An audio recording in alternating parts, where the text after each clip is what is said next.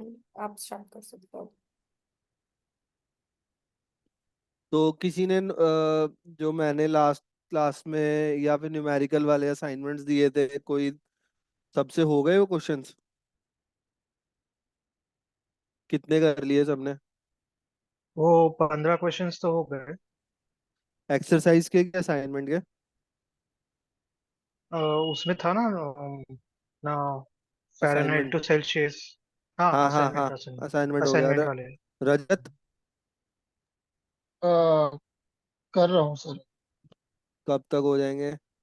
फिर आज एक और असाइनमेंट भी जाएगा, क्योंकि जब तक लिखना नहीं आएगा ना, जब तक लॉजिक वो हाथ बैठेगा नहीं वो लिखने में, तब तक मतलब फिर वो सिंटेक्स जब तक नहीं आएंगे हाथ से निकालने ना, फिर वो कॉम थोड़ा सा लगता है, मुश्किल है मुश्किल है। एक बार स्टार्टिंग में ही अपना हाथ स्ट्रांग कर लिया ना कि हाँ समझ आ रहा है क्या लिख रहे हैं, मजा भी आ रहा है, तो मतलब फिर जर्नी आसान लगेगी। तो इसीलिए मैं स्टार्टिंग में थोड़ा एम्फोसाइज कर रहा हूँ सर वो टाइम। तो मैं कर रहा था, उसके अलावा मेरा एक डाउट था पाइथन में। जैसे मैंने एक्सपोनेंट वाला ट्राई किया था ना, हाँ, तो डबल मैंने स्टार थोड़ी वाला। सी, हाँ डबल स्टार वाला, थोड़ा मैंने ज्यादा बड़ी पावर अप्लाई कर ली थी ना, तो वो पूरा मतलब वो हम्म, कुछ रिजल्ट नहीं दे रहा था। उसके बाद मैंने चाहे सिंपल से सिंपल मैंने मतलब प्रोग्राम रन जैसे कि कोशिश करने के लिए ना, वो भी मतलब फिर वो नहीं, हैंग मार रहा था। For example A is equals to one, B is equals to two, A plus B करा उसके बाद वो भी फिर वो रन नहीं ए इज मार रहा इक्वल था। To B is equal to one. हाँ मतलब फिर फिर वो भी रन नहीं मार रहा था, क्योंकि मैंने एक्सपोनेंट का बहुत ज्यादा पावर मैंने वो 3-4 बार ट्राई करके तो देखा। ये ऐसे आपके करा साथ करो ना, यही हुआ यहाँ था? यहाँ से इंटरप्ट कर दो जब वो चल रहा है ना। जैसे मैं एक चीज बताता हूँ आपको, लास्ट टाइम मैंने बताई थी, वाइल लूप मैंने शायद कराया नहीं, तो फिर भी मैं एक चीज बताता हूँ आपको। जैसे अब ये चलता ही जाएगा, रुकेगा ही नहीं, लेकिन अगर मेरे को ये चीज रोकनी है कि भी ये बहुत लंबा ही चल रहा है, स्टार आ रहा है ना यहाँ पे, तो यहाँ पे इंटरप्ट दबा दो। इंटरप्ट दबाने से क्या होगा, वो रुक जाएगा वहीं पे। नहीं, जैसे फॉर एग्जाम्पल मैंने एक्सपोनेंट की कोई पावर, मतलब मैंने कोई नंबर दिया और वो हाँ, काफी बड़ा नंबर था, तो है ना? अब आप कोई भी एक बड़ा सा नंबर दे दो, देन कोई भी बड़ा 1000, नंबर लिख दो। 1000 इंटू इंटू ये वो कर दूं, अब इसको स्क्वायर कर दूं। ये 3 बार आपने डाला इसमें सर? हाँ, वैसे उससे कोई मतलब बनेगा नहीं, वैसे डबल टू ही होता है एक्सपोनेंशियल में। अब यहाँ पे क्या करूं, मैं 100 कर दूं? नहीं सर, बेसिकली मैंने बहुत ही बड़ा नंबर दिया था। तो उसके बाद रीस्टार्ट, ये देखो आ गया मेरा तो पूरा। नहीं ये, हाँ ये तो फिर भी छोटा है। मैंने बता रहा हूँ, मैंने बहुत बड़ा नंबर दिया था, मतलब मैंने नॉर्मल नंबर भी बड़ा दिया था, उसका पावर भी काफी बड़ा दिया था। तो रीस्टार्ट तो फिर करके उसके बाद वो, स्टार्ट।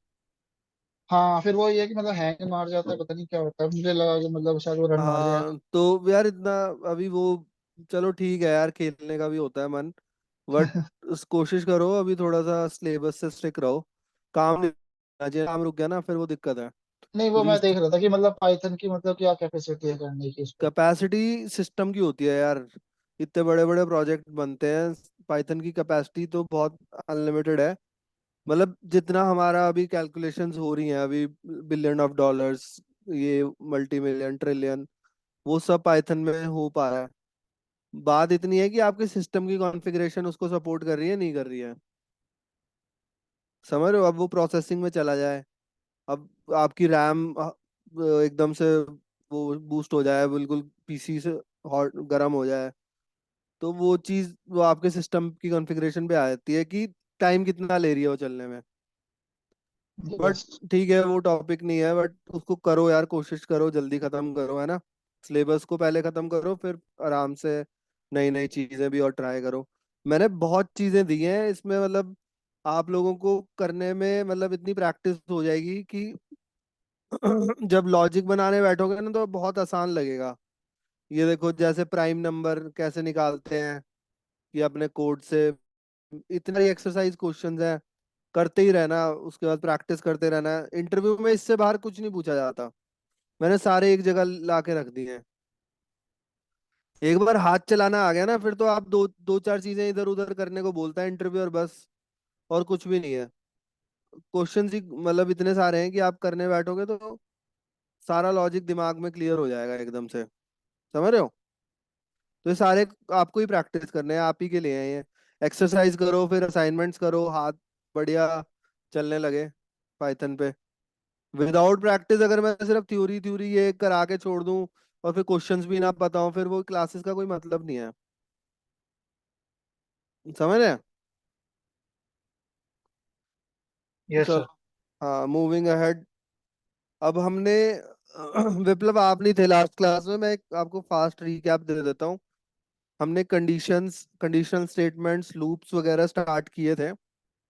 आज हमारा कोशिश रहेगा इसको कंप्लीट कर दें।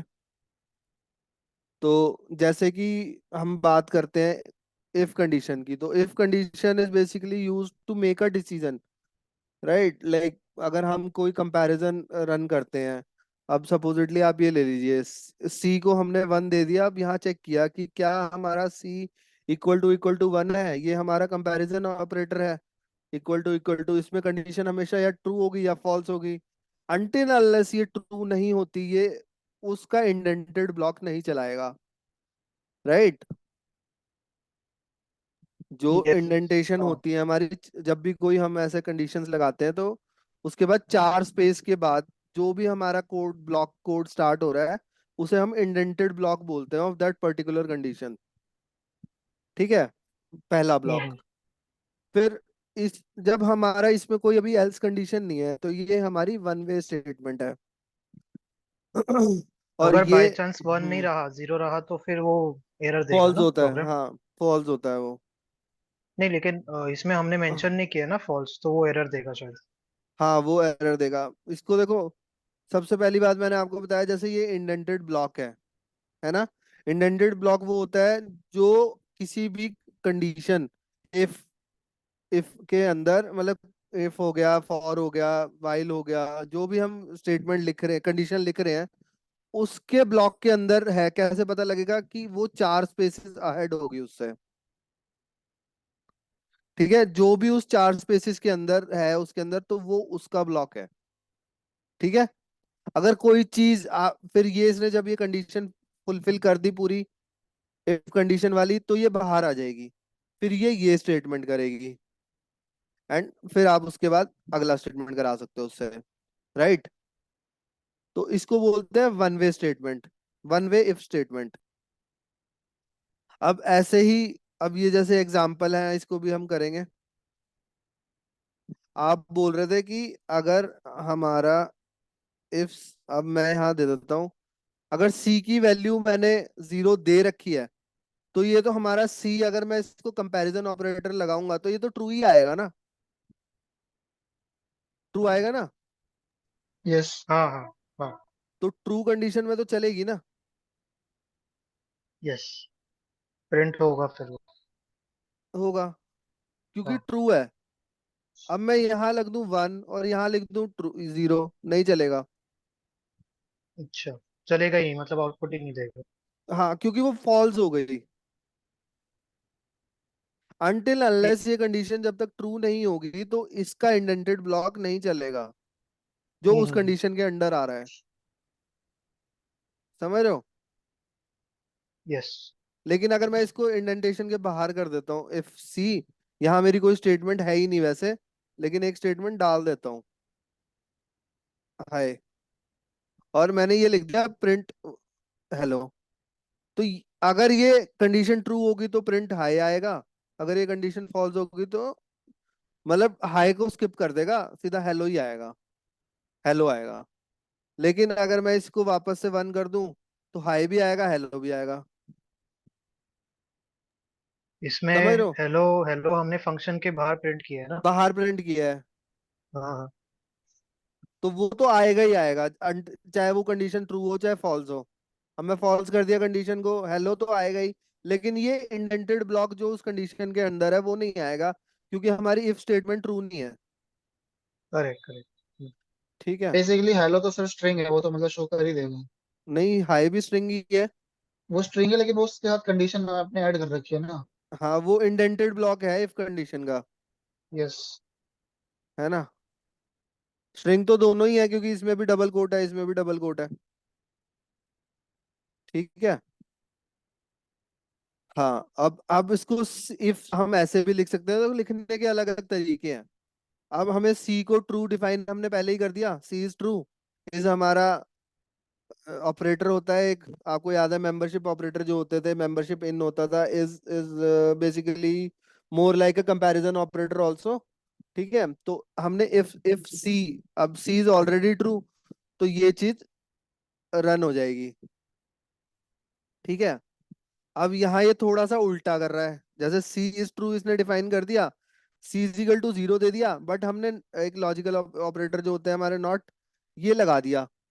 अब ये फॉल्स है, बट इसने नॉट लगा दिया, तो मतलब फॉल्स का ट्रू हो गया। जैसे नॉर एंड नैंड के केस में क्या होता है, जब हमारा वन एंड वन एंड लगता है कंडीशन तो वन होता है, लेकिन अगर हम नॉट एंड लगा दें, मतलब नैंड लगा दें, तो जो उसका रिजल्ट आएगा उसका ऑपोजिट हो जाएगा।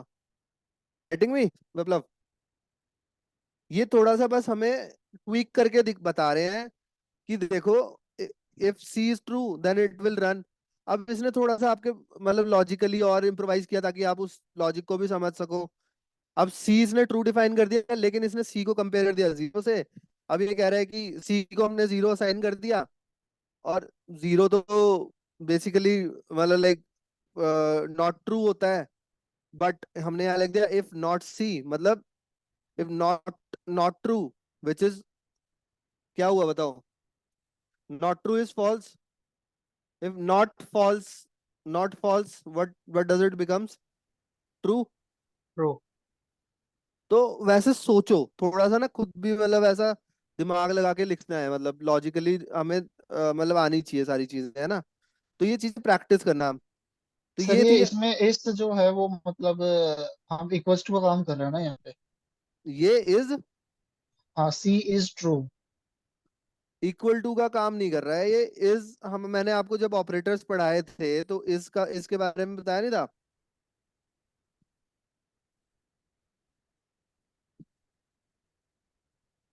देखो जब भी हम कहीं पढ़े ना, what is operator, compares to, मैंने बोला कंपैरिजन ऑपरेटर है, एंड रिटर्न्स ट्रू। जब हमने उसको इज कुछ भी डिफाइन कर दिया, तो इसका मतलब यही होता है, या तो वो ट्रू है या फॉल्स है, if they reference same object, if the two variables reference different object, this operator is return, operator returns false. Right, जब हमने यहाँ पे डिफाइन कर दिया कि सी इज ट्रू, मतलब C is equal to true, और equal double equal to comparison करता है, इक्वल टू असाइन करता है, असाइनमेंट ऑपरेटर होता है। तो यहाँ दोनों काम हो रहे हैं, ये हाँ देखो। वही मतलब असाइनमेंट ऑपरेटर का काम कर रहे हाँ, हैं। नहीं नहीं नहीं नहीं, तो इज कंपेयर कर रहा है, इक्वल टू असाइन करता है। इज नॉट, मतलब इसके अंदर जो रिटर्न होता है वो वैल्यू ट्रू या फॉल्स ही होती है। ठीक है। यस, जीरो और वन। हाँ, जीरो और वन भी बोल सकते, करेक्ट। अब ये थी वन वे स्टेटमेंट, अब आगे two way statement. Two way statement में क्या होता है, आपका एल्स भी यूज होता है। जब आपकी ये कंडीशन ट्रू नहीं है, तो वो क्या करेगा, दूसरी कंडीशन में चल जाएगा, अगर ये नहीं तो ये। करेक्ट। जैसे कि यहाँ पे c is equal to one, फिर इसने कंपेयर किया c इक्वल टू वन है, फिर हमने प्रिंट कर दिया c is equal to one कर दो, बता मतलब अगर ये सही है, एल्स कर दो कि c वन नहीं है। Simple, if else, nothing. So मतलब लाइक इतना कॉम्प्लिकेटेड नहीं लग रहा है। देखो c इक्वल टू वन कर दिया, c को असाइन कर दिया वन। अब ये पूछ रहा है, हमारी कंडीशन ट्रू और फॉल्स में ही चाहिए हमें। अब ये पूछ रहा है कि c इक्वल टू वन है, हाँ c इक्वल टू वन ही है, तो क्या रिजल्ट आएगा इसका? एल्स में जाएगा कि ये फर्स्ट स्टेटमेंट, इफ की पहला स्टेटमेंट। पहला स्टेटमेंट। पहला ही करेक्ट हो जाएगा, राइट? तो हम्म। यहाँ पे हम double, you can say two way if statement use कर सकते हैं। अब इस केस में हमारा देखो c is equal to one, ये पहला वाले का रिजल्ट है। c इक्वल टू टू हमने दे दिया और कंपेयर कर दिया c को एक से। अब इसमें क्या रिटर्न करेगा? C is not equal to. Not equal to, क्योंकि वो सेकंड कंडीशन में चला गया, टू वे कंडीशन है ना, तो वो सेकंड कंडीशन में चला गया कि नहीं ये नहीं है, ये है। तो that is where else is used. When you have two choices, you want to make either one or that one, depend on some condition which needs to be true. If that is not true, it will go directly to else. Correct? Yes sir. अब ये होती है multi way if statement. अब multi way if statement के अंदर हमारे पास, देखो मैंने आपको बताया था, अगर हम मल्टीपल एल्स यूज करते हैं सर तो मेरा हम, डाउट था, ऊपर आपने उसमें ऊपर C इज इक्वल टू 1 लिखा है, उसके हम्म, नीचे C इज इक्वल टू 2 है, तो इसमें कौन सी वैल्यू असाइंड हुई है C को, 1 या फिर 2? भाई ये दोनों अलग एग्जांपल्स हैं। ये ओके ओके ये ओके ओके ओके, अच्छा अच्छा, हाँ, वो ऊपर वाला है उसमें, सॉरी। हाँ, okay sir. No worries no worries. तो मल्टी वे इफ स्टेटमेंट, अब इसके अंदर देखो मैंने आपको बताया था कि एक तो हमारा ए के अंदर इफ भी यूज हो सकता है, इफ के अंदर इफ भी यूज कर सकते हैं हम। कई बार क्या होता है, जैसे आपने बोला कि भाई जिसके 100 में से 80 नंबर आएंगे वो हमारा एलिजिबल है उस एक पर्टिकुलर प्रोजेक्ट के लिए या पर्टिकुलर क्लासेस के लिए, तो उसके लिए पहला इफ होना भी जरूरी है। फिर 80 में से 60 जिसके आएंगे, फिर वो उसको इससे भी बेटर कुछ मतलब 80 में से 60 वाले को उस प्रोजेक्ट का ये हिस्सा दिया जाएगा करने के लिए। समझ रहे हो? उसके लिए कंडीशन ट्रू होनी जरूरी है। मतलब पहले तो 100 में से 80 वाले ब्रैकेट में फॉल्स करे, फिर 80 से 60 वाले ब्रैकेट में वो फॉल्स करे। तो वो दोनों कंडीशन उसके लिए ट्रू होनी जरूरी है। इससे इसमें क्या होता है, इफ के अंदर आप इफ यूज कर सकते हो, उसे हम नेस्टेड इफ बोलते हैं। वैसे मैं आपको क्लैरिटी दे रहा हूँ कि आप बाद में कंफ्यूज ना हो जाओ। अब ये है मल्टी वे इफ स्टेटमेंट, इसके अंदर हम यूज करते हैं एलिफ। और एलिफ का इंडेंटेशन ऑलमोस्ट इफ के बराबर होता है। जैसे इफ भी अगर वॉल से लगा होगा तो एलिफ भी वॉल से ही लगा रहेगा। वो एल्स इफ, एलिफ को बोला जाता है else if. Like if not this, try this. Even if not this, then try this. Elif, else if. And if not all of them, let's go with this. Else condition. ठीक है? तो अगर ये condition true होगी तो हम इससे कह सकते हैं कि ये स्टेटमेंट कर दो, अच्छा ये भी कर दो, ये भी कर दो। कोई एक पर्टिकुलर कंडीशन के ट्रू होने पे हम उससे पर्टिकुलर काम करा सकते हैं जो उस कंडीशन को मेट करता हो। फिर एलिफ के अंदर ऐसा होता है, अब जैसे इसके एग्जांपल्स हम देखेंगे। अब हमने करा था C इज इक्वल टू 4। अब ये बोल रहा है कि if C is greater than 20, print C is greater than 20। नहीं है। एलिफ, एल्सिफ बोल रहा है, ये इफ भी वॉल से लगा हुआ है, ये जो लेस देन ये एरो आ रही है, ये बेसिकली जब आप एक आईडी होता है पाइथन का, जब वो यूज करते हो उसमें आपका, जब स्टार्टिंग करते हो तो ऐसा बना हुआ आता है। तो इससे कंफ्यूज नहीं होना है, ये जो ऑपरेटर लगा हुआ है, हमारा कोड यहाँ से स्टार्ट हो रहा है और ये बिल्कुल वॉल से लगा हुआ ही रहता है जब हम लिखते हैं इसको। मैं एक बार लिखा आके भी दिखा देता हूँ आपको।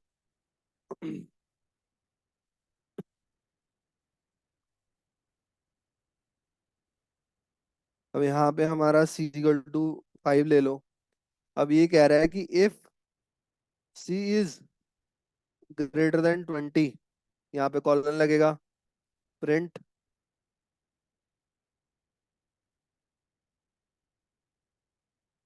मुझे ऑटोमेटिकली इसने स्पेस ले लिया प्रिंट के लिए।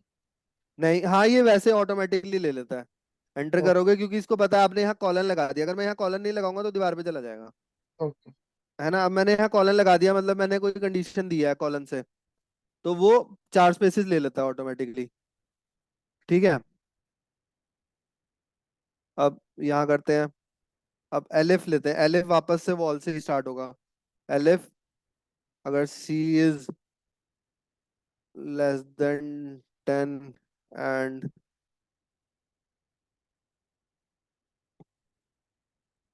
You can say C is greater than 5, 6 करता हूँ, 6।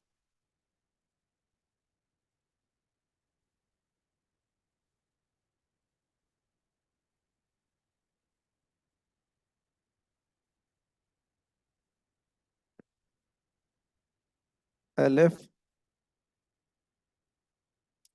अब करते हैं C इज लेस देन और इक्वल टू 5। शिफ्ट एंटर हो गया था, प्रिंट।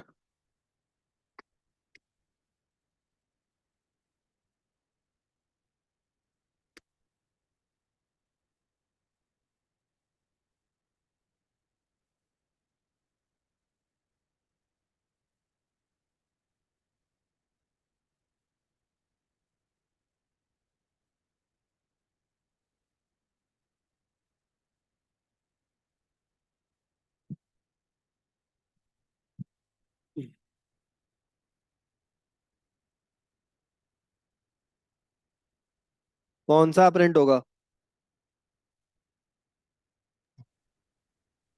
सी मतलब इज ये स्टेटमेंट है, ये इसको मैं कुछ भी लिख सकता हूँ इसमें। मैंने लिखा लेस देन इक्वल, यहाँ पे मैं इट्स इक्वल भी लिख सकता हूँ।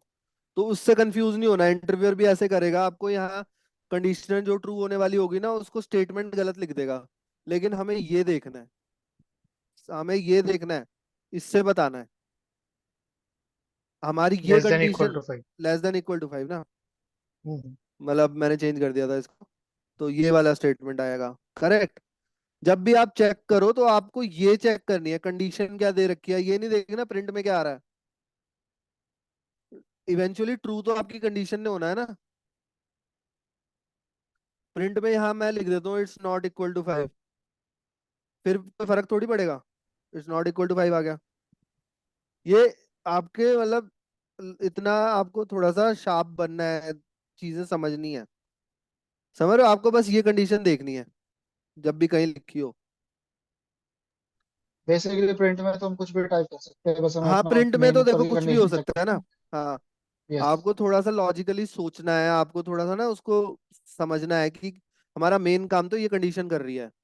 यही तो कंपैरिजन ऑपरेटर वगैरह लग रहे हैं ना। बाकी प्रिंट स्टेटमेंट से हमें मतलब नहीं है, प्रिंट स्टेटमेंट तो उसका बाय प्रोडक्ट है, उसके अंदर जो काम है वो कराना है। ठीक है, तो ये थी हमारी मल्टी वे इफ स्टेटमेंट। इसके अंदर एल्स भी था, इसके अंदर एल्स इफ भी था। और लिखना कैसे है वो भी मैंने बताया कि एलिफ वॉल से स्टार्ट होता है, एलिफ कभी भी इफ के अंदर नहीं होता। ग्रीन दिखाएगा बट नहीं होता। एलिफ हमेशा इफ के बराबर स्टार्ट रहता है। एलिफ एल्स इफ एक लाइन में आते हैं, और उसके ब्लॉक्स 4 स्पेसेस अंदर आते हैं, 1 2 3 4। और स्टेटमेंट के बाद कॉलन लगता है। ठीक है, कोई भी स्टेटमेंट लिखेंगे इफ की, उसके खत्म होते ही कॉलन लगेगा,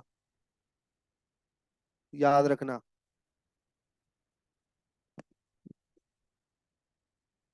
एक्सेप्ट, अब ये सारे प्रैक्टिस आपको करने पड़ेंगे। ये कंडीशंस आप आपके लिए है, आप प्रैक्टिस करेंगे इसे। अब इसके बारे में यहाँ पे आपको सारा समझा रखा है, कोई ऐसी प्रॉब्लम आएगी नहीं, इट्स वेरी इजी। फिर हमारा नेस्टेड इफ ब्लॉक आता है। अब नेस्टेड इफ ब्लॉक के अंदर क्या होता है? नेस्टेड इफ ब्लॉक के अंदर इफ होता है, और उसके अंदर फिर मल्टीपल इफ हो सकते हैं। जैसे इसी इफ के अंदर ये पूरा ब्लॉक है, ये वाला इफ भी इसी इफ में फॉल कर रहा है। अब ये कह रहा है कि अब जैसे 100 में से मैंने नंबर लिया है। अब उसने बोला देखो 4 एग्जाम हुए थे। पहले कह रहा है मैथ वाला, अगर मैथ में किसी के 80 में से हैं तो उसको सिलेक्ट कर लो उस 80 में से। फिर उसने बोला इस कंडीशन में है कि मतलब लगा लो हमारा सपोजिटली, तो हम एग्जांपल नीचे देखते हैं, यहाँ स्टूडेंट का जैसे दे रखा है। देखो जैसे इफ के अंदर इफ कैसे दिया है इसने, इफ कोर्स इन पाइथन, अगर पे मोड एक है, यहाँ पे क्वेश्चन पढ़ते हैं, student has joined a course costing as per the given table, if the fee is paid via card an additional service charge of 200, ठीक है, is added, but if payment is made through e wallet a discount of 5%। अब देखो इसमें पहली condition क्या होगी, payment कैसे हुई है। अब उस कंडीशन के अंदर फिर उसको डिस्काउंट मिलेगा उसके पर्सपेक्टिव से। अब ये एग्जांपल ज्यादा क्लियर हो रहा है ना, कि पहले हमें एक कंडीशन ट्रू रखनी पड़ेगी, उसी से डिपेंडेंट दूसरी कंडीशन है। अगर वो बंदे ने देखा ई वॉलेट से पे किया है तो भाई उसको अपना कुछ इस पर इतना रुपया डिस्काउंट मिल जाएगा। अगर उसने दूसरे तरीके से पे किया है तो उसको उतना परसेंट। तो उसके लिए हमें 2 कंडीशन लिखनी पड़ेगी, एक इफ के अंदर, एक दूसरी इफ। राइट, अब कई बार ऐसा भी हो सकता है, जैसे उसने डिजिटल पेमेंट करी है, गूगल पे से करी है तो 5% दे दो, अगर फोन पे से करी है तो इतनी दे दो। पहली हमारी इफ हो गई कि डिजिटल पेमेंट या ई वॉलेट। अब डिजिटल पेमेंट, अगर डिजिटल पेमेंट तो गूगल पे या फोन पे। अगर गूगल पे है तो इतना परसेंट डिस्काउंट दे दो, डू दिस स्टेटमेंट। और उसके बाद फिर दूसरा इफ है, गूगल पे नहीं था, गूगल पे फॉल्स हो गया, अब बोल रहे नहीं फोन पे से करिए तो इफ फोन पे फिर 5% दे दो। समझ आया? दो इफ कंडीशन यूज करने का मतलब। विप्लव। अ, ये प्रोग्राम में जरा नीचे आना सर। हम्म। ये प्रोग्राम में दो बार हम इफ यूज कर रहे हैं, course in Python if payment mode is equal to 1। तो ये हाँ, दोनों कंडीशन वो पहले वो चेक पे मोड करेगा। हम यहाँ डिफाइन कर रहे हैं, देखो यहाँ इनपुट कर रहे हैं हम खुद से पेमेंट मोड, कार्ड और e wallet. Okay okay okay. मतलब ये दोनों कंडीशन ट्रू होनी चाहिए तब जाके वो फी डिडक्ट हाँ करेगा, है ना? हाँ, उसके बाद वो उसकी जो भी स्टेटमेंट है, मतलब आप कुछ डिस्काउंट दे रहे हो पर्टिकुलर, तो उसके हिसाब से वो आपको ऑफर दिखा देगा। ओके, अच्छा, इफ पे मोड इज वन मतलब एल्स। यूज केस समझा रहा हूँ, हाँ। ओके यहाँ बेसिकली सर यहाँ पे इसमें कोर्स से डिवाइड किया है कि मतलब पाइथन है तो ये पोर्ट पे मोड हाँ यूज पाइथन करना है। है, अगर पाइथन है फिर उसके लिए ये दो पे मोड है। अब जावा सपोजली, है तो फिर अलग अलग होगा। हाँ जावा है तो एलसिफ, एलसिफ में फिर हमारा कोर्स ही बदल गया, यस। है ना? तो वो हमारा ओवरऑल ऑब्जेक्टिव ही बदल गया, तो वो जावा आ गया। लेकिन इफ पाइथन मतलब पाइथन के अंदर ही इफ कंडीशन है कि दो तरीके के हमारे पेमेंट मोड है पाइथन के अंदर। और जब उसने कोर्स ही बदल दिया, हमारी मेन स्टेटमेंट ही पूरी मतलब जो पाइथन थी उसी को बदल दिया, तो एलसिफ यूज हो गया। थोड़ा थोड़ा समझ आ रहा है? कुछ सेंस बन रही है बात की? थोड़ा कॉम्प्लिकेटेड हो सकता है बट डिफिकल्ट बिल्कुल भी नहीं है, यस। है ना? देखो उन्होंने क्या बोला कि भाई आप मल्टीपल कोर्सेज रन कर रहे हो, आप पाइथन पढ़ा रहे हो, जावा पढ़ा रहे हो, डिजिटल मार्केटिंग पढ़ा रहे हो, फॉर एग्जांपल बता रहा हूँ, ठीक है? अब मेरा ऑफर चल रहा है, मेरा बैच चालू होने वाला है पाइथन का। तो मेरा ऑफर चल रहा है कि भाई चलो, अब पाइथन की मेरी अलाइनमेंट है, अगर कोई पाइथन में आता है स्टूडेंट, अगर वो मेरे को ई कार्ड से पेमेंट करता है तो मैं उसको 5% डिस्काउंट दे दूंगा, अगर वो मेरे को गूगल पे से पेमेंट करता है तो मैं उसे इतना डिस्काउंट दे दूंगा। मतलब मेरे भी अपने पेमेंट पार्टनर्स हो सकते हैं, अब वो मेरे को जो ऑफर देंगे मैं उससे दूंगा। तो उस केस के अंदर पहली कंडीशन मैंने बनाई कोर्सेज की, कि मेरे पास कोर्सेज कौन से हैं। पहले मैंने लिखा इफ कोर्सेज पाइथन, अगर उस यूजर ने पाइथन लिया। और फिर मैंने लिखा if the payment mode is Google पे। अब वो पाइथन के अंदर जब तक ट्रू नहीं होगा तो वो गूगल पे क्यों जाएगा? अगर मेरा कोर्स ही पाइथन नहीं है तो मैं उसके अंदर की कंडीशंस क्यों देखूंगा? समझ रहे हो? अगर उसने बोला कि नहीं वो मेरा कोर्स ही डिजिटल मार्केटिंग है, तो मेरे पास ये ऑप्शन देने की कोई जरूरत ही नहीं है ना फिर पे मोड 1 और 2 देने की। ये वाले जो मेरे ऑप्शंस है ये तो सिर्फ एक ही कंडीशन के लिए काम करेंगे ना। मोटा पर्सपेक्टिव समझो थोड़ा, ओ मतलब बिजनेस पर्सपेक्टिव से सोचने की कोशिश करो।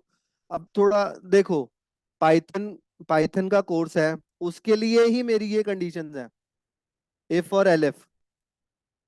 लेकिन जब मेरी मेन कोर्स ही बदल गया, तो मेरा कोर्स ही जावा हो गया, उसके लिए मेरे पास कोई कंडीशन ही नहीं है, मैंने कह दिया पास, उसके लिए सेम ही फी है। फिर रूबी में भी पास, एलएफ, और अगर मेरा कोर्स रस्ट है तो भी पास। ठीक है?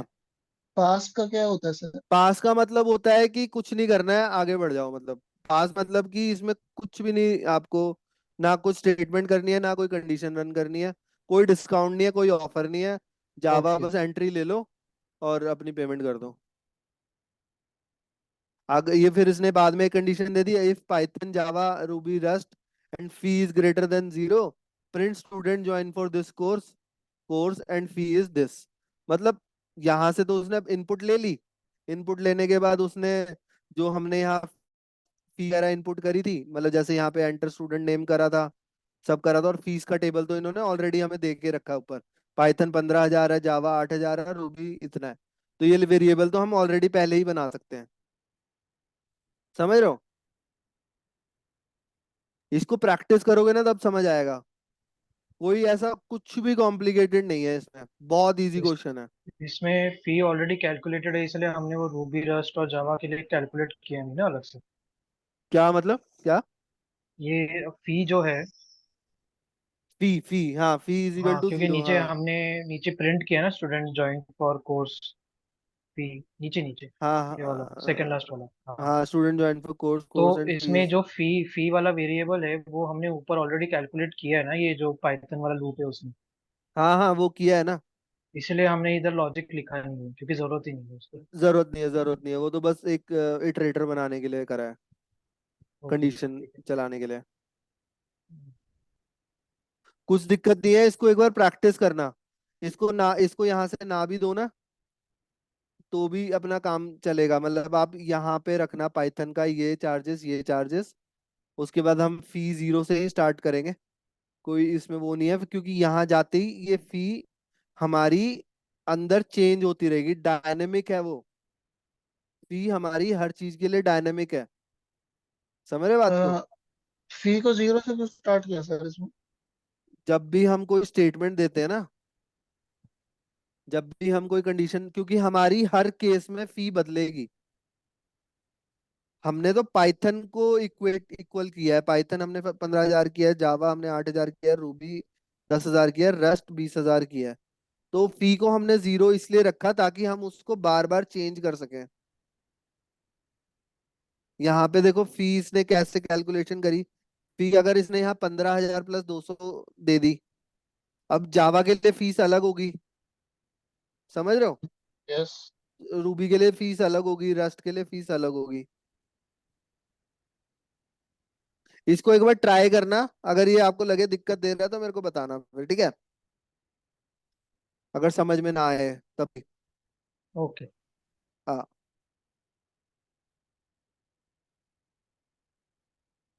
ठीक है। तो हम repetition one way while statement, अब हम वाइल कंडीशन की बात करते हैं। ये तो हमारी इफ थी। इफ के अंदर हमारी नेस्टेड होती है, मल्टी वे होती है, वन वे होती है, correct, and two way if statement होती है। तो ये चार टाइप की इफ स्टेटमेंट होती है: one way, two way if statement, if else आता है जिसमें, फिर मल्टी वे जिसमें एलिफ एलिफ एंड एल्स भी आता है, राइट। एंड फिर उसके बाद हमारी नेस्टेड इफ स्टेटमेंट जिसके अंदर एक कंडीशन के ट्रू होने पे दूसरी, हम उसके अंदर मल्टीपल और कंडीशंस लगा सकते हैं। उसी कंडीशन के अंदर भी इफ दोबारा चालू कर सकते हैं, करेक्ट। ठीक है, कुछ एग्जांपल्स हैं, आपको प्रैक्टिस करने पड़ेंगे। ये जीरो सिर्फ इसकी डायनामिक नेचर को मेंटेन करने के लिए दिया गया है। इसको जब आप प्रैक्टिस करोगे तो आपको अच्छे से समझ आ जाएगा। ठीक है, नो वरीज। अब हम हमारी वाइल स्टेटमेंट क्या होती है? वाइल बेसिकली लूप होता है हमारा। जब हम वाइल करते हैं ना, देखो ये आपको मैं एक्सरसाइज दूंगा करने के लिए, इसमें आपको और डिस्क्रिप्टिव वे से चीजें समझाई जाएंगी कि इफ एल्स क्या होता है, ट्रू कब लगता है। बस आपको इसको प्रैक्टिस करना है, पढ़ना है। ठीक है, इसको इसको एक एक प्रोग्राम इसका आपको प्रैक्टिस होना चाहिए। इसके अंदर सारी चीज समझाई है कि कैसे क्या ले रहे हैं। ये अपने फॉर्मेट स्पेसिफायर्स लगे हैं, दो फ्लोटर्स चाहिए, बताए थे ना मैंने कन्वेंशन में, लेक्चर कन्वेंशन में। याद है रजत? पॉइंट टू एफ कब लगाते हैं? जब दो दो फ्लोटर वैल्यू चाहिए हमें, पॉइंट के बाद सिर्फ दो वैल्यू चाहिए। परसेंटेज डी जब हम कुछ इनपुट को हम कंसीडर कर रहे हैं। ये देखो, ये पॉइंट डेसिमल के बाद टू प्लेसेस होने के टू लिए है क्या? प्लेसेस ही चाहिए बस, हाँ। हाँ ये क्वेश्चन था असाइनमेंट में, बहुत सारे इसमें था अभी। किसमें था? असाइनमेंट में। हाँ, तो तभी दिया है मैंने। करो उसको जितना ज्यादा कर सकते हो, प्रैक्टिस करो। द एलिफ स्टेटमेंट यहाँ पे भी अच्छे से समझाया है। जितना मैं समझा रहा हूँ उसको रीड करने से और पक्का हो जाएगा। इन चीजों को रीड करो, एकदम जहन में बिठा लो, फिर प्रैक्टिस करो जितना प्रैक्टिस कर सकते हो। आपके लिए सारे क्वेश्चंस मैं एक जगह ला के रखा हूँ एक्सरसाइज के, कि लिखना आ जाए, लिखना आ जाए बढ़िया से। समझ रहे हो? कुछ ऐसा कॉम्प्लिकेटेड नहीं है। तो ये इफ के हैं सारे, ये इफ वाले प्रैक्टिस करना। अब हम आ गए लूप्स पे। अब लूप स्टेटमेंट क्या होता है जब वाइल की बात कर रहे हैं हम? कि loop statement allows us to execute statement of group of statement multiple times. Execute a statement और group of statement multiple times, मतलब हमें एक ही चीज को बहुत बार लिखवाना है। तो हम कैसे करेंगे? हम उसे लूप में डाल देंगे। अब आप जब भी कभी स्पॉटिफाई पे गाना सुनते हो तो क्या होता है, कभी कभी एक ही प्लेलिस्ट होती है 4-5 गानों की, हम वही बार बार सुन रहे होते हैं पूरी जर्नी में, तो इसका मतलब क्या है, वो लूप पे चला हुआ है आपका, रेपिटिशन पे चला हुआ है, तो उसे बोलते हैं लूप, राइट। और वाइल लूप में क्या हमारा कंसेप्ट होता है कि जब तक वाइल स्टेटमेंट आपकी ट्रू रहेगी वो तब तक चलता रहेगा। अगर हमें उसे रोकना है तो उस कंडीशन को एक स्टेट पे आके फॉल्स करना पड़ेगा। अगर वो फॉल्स हो जाएगी तो वो वाला इंडेंटेशन ब्लॉक छोड़ देगी और अगले इंडेंटेशन ब्लॉक में चली जाएगी। यहाँ लिखा है the while operation will first check for its test condition between the while and if it's true it will evaluate the statement in its indented block a first time after reaches the end of its indent block which can include other indented blocks. It will once again evaluate the test the condition, see whether it is still true। दोबारा जाएगी तब तक जाएगी जब तक वो true होएगी। जैसे ही अगर उसके एक्शन रिपीट होने बंद होंगे तब बंद होंगे जब वो कंडीशन फॉल्स हो जाएगी। If it is false Python leaves the intended section and continues to evaluate the rest of the program after the while section. जैसे ही वो कंडीशन फॉल्स हो जाएगी तो वो व्हाइल लूप जो उस इंडेंटेशन ब्लॉक से हट जाएगा और अगले ब्लॉक में चला जाएगा। समझ आया? देखो जैसे वाइल ट्रू, अगर मैं यहाँ वाइल ट्रू लिख दूं, अब हमारी कंडीशन ट्रू होनी चाहिए तभी काम करेगी। अब यहाँ मैं लिख दूं वाइल ट्रू, ये शिफ्ट एंटर हो जाता है, आदत पड़ी हुई है। अब यहाँ पे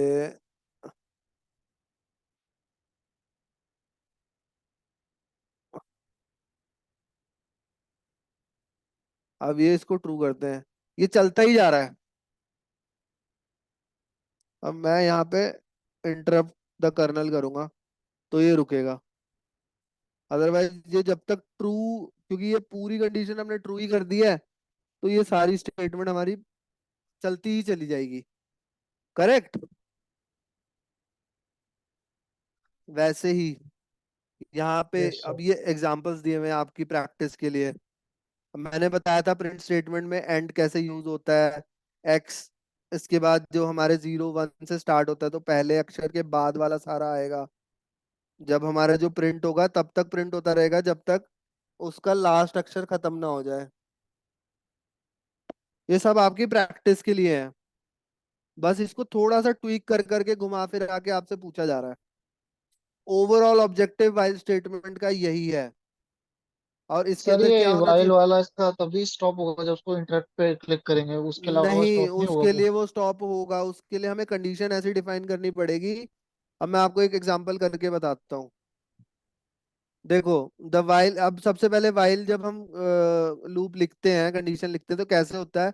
सबसे पहले उसमें वाइल होना जरूरी है, फिर हमारी एक कंडीशन होनी जरूरी है, that is an expression that evaluates true और फॉल्स। मतलब जब वाइल के बाद कुछ ऐसी स्टेटमेंट होनी चाहिए, या तो वो ट्रू होगी या फॉल्स होगी। फिर हर इसके बाद एक कॉलन होना जरूरी है, and starting on the next line an indented block of code. मतलब 4 स्पेसेस लेके इंडेंटेशन का, फिर हमारा जो अगला काम है, अगली स्टेटमेंट है जो हमें करवाना है, वो चीज होनी चाहिए। अब ये देखो, इसके अंदर अब मैंने एक क्वेश्चन करते हैं। अब मैं यहाँ देता हूँ C = 5 while C = 5,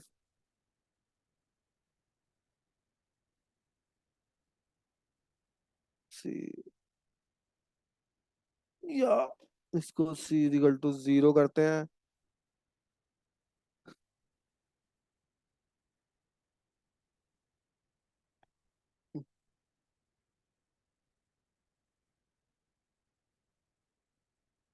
until unless ये पूरा, ये तो ट्रू रहेगा लास्ट तक, तो ये चलता ही रहेगा। अगर हम इसको 1 कर दें,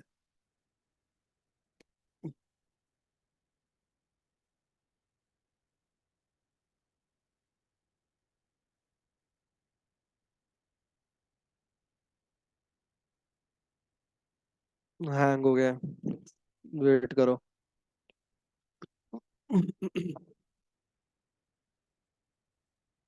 ये जैसे a प्लस इक्वल टू 1 करा है, यहाँ पे इसने a डिफाइन कर दिया 0। अब ये b से लेस ले रहा है। अब सेम ही चीज है, इसको कॉपी कर लेते हैं।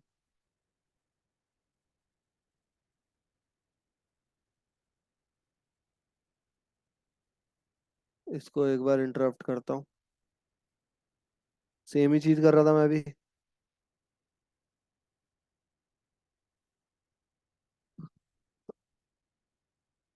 इसको डिवोर्स से लगाते हैं। याद है जब हम कॉलन लगाते हैं तो इसका मतलब, अब ए और मतलब कि सेम लाइन में हम अगला कोड भी लिख रहे हैं। अब इसमें मैं क्या कर रहा हूँ, ए हमने 0 दे दिया, बी 10 दे दिया। जब तक ए बी के बराबर, ए से छोट मतलब लेस देन रहेगा, तब तक ए प्रिंट होगा। जैसे ही इसके बराबर आ जाएगा तो वो प्रिंट होना बंद हो जाएगा। अब ये लिखा हमने a is equal to A plus 1 है ना, ये ए प्लस ये वाला ए का ब्लॉक इंडेंटेड नहीं है। अच्छा ये नहीं है। चार, 1 2 3 4, 1 2 3 4। अब ये ऐसे आ गया, समझ आ रहा है किसी को?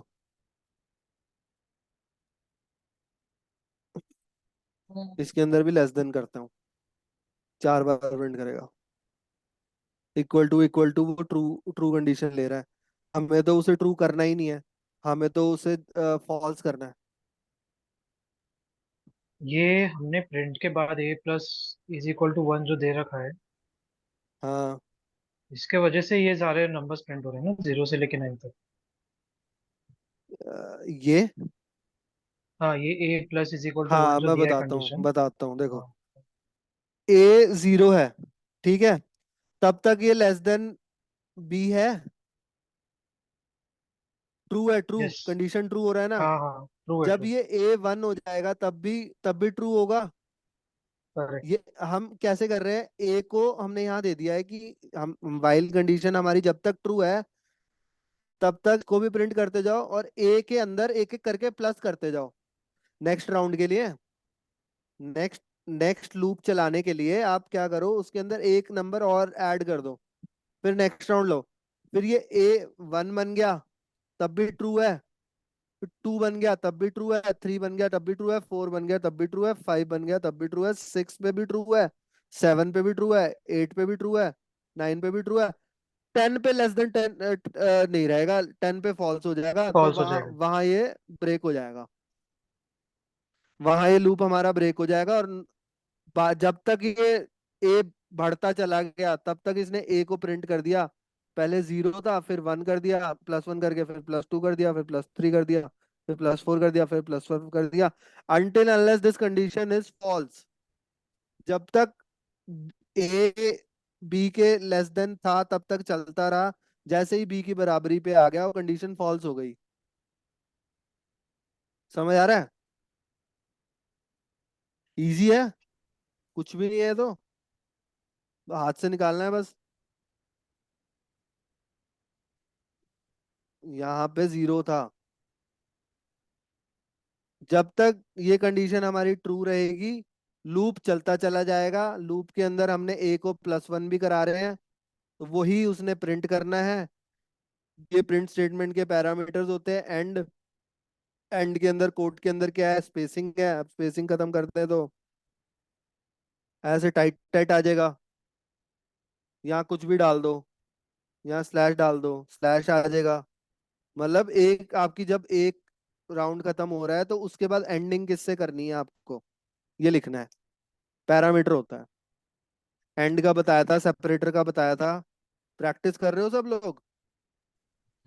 बेसिकली इसमें है कि गैप देने के लिए ये वाला। गैप देने के लिए आइडेंटिफायर बना, मतलब उसको, हाँ गैप ही बोल सकते हो आप, गैप देने के लिए। जो एलिमेंट, जब आपका पहला एलिमेंट एंड हो रहा है ना, तो उसके बाद क्या रखना है आपको, उसके बाद उसे कॉमा से करना है। कॉमा भी हो सकता है ना। यस। सेपरेट कैसे करना है, मतलब उसको, मतलब सेपरेटर। उसको सेपरेटर नहीं बोल सकते, एंड एलिमेंट ही बोलते हैं बेसिकली। सेपरेटर कुछ और होता है। उसको भी मैंने आपको पढ़ाया था, आप नोट्स अपने सारे चेक करना। ठीक है। एंडिंग में क्या रखना है आपको? जब पहला ए आपका खत्म हो गया, ए खत्म हो गया। अब सेपरेटर तो कई बार तब भी काम करता है ना, जब मतलब बहुत बड़ा टेक्स्ट हो या कुछ हो। लेकिन क्या पता इसमें आपकी पहली कंडीशन के बाद ही फॉल्स हो जाए, तो फिर आप सेपरेटर कहाँ से हुआ फिर वो? समझ रहे हो? यस। वही है ना। चलो नेक्स्ट देखते हैं, कोई दिक्कत नहीं है ना इसमें? नहीं, ये कोई सारे दिक्कत नहीं। क्वेश्चन आपको प्रिंट करने हैं। अब इसमें क्या कंडीशन ले रहा है कि नॉट नेम, नेम आपने दिया, इनपुट लेना है, चलो। नेम इनपुट लिया हेलो करके, इसने यहाँ पे परसेंटेज एस, मतलब जो भी आपका स्पेसिफायर है, फॉर्मेट स्पेसिफायर, वो लिया। फिर आपका नाम प्रिंट कर दिया यहाँ पे एज इट इज, परसेंटेज लगाया हुआ है उसके आगे। ये जो परसेंटेज है, इस परसेंटेज नेम में, ये लास्ट क्लास में हुआ था क्या, ये इसके बारे ये में? फर्स्ट क्लास में हुआ था, जब हमने बताया था कि जब भी हम फॉर्मेट स्पेसिफायर यूज करते हैं, उसके बाद हम परसेंटेज लगाते हैं, ताकि हम अपना जो इनपुट है उसको फैच कर सकें और राइट जगह पे लगा सकें। इसको करके देख लो। अच्छा, ठीक है।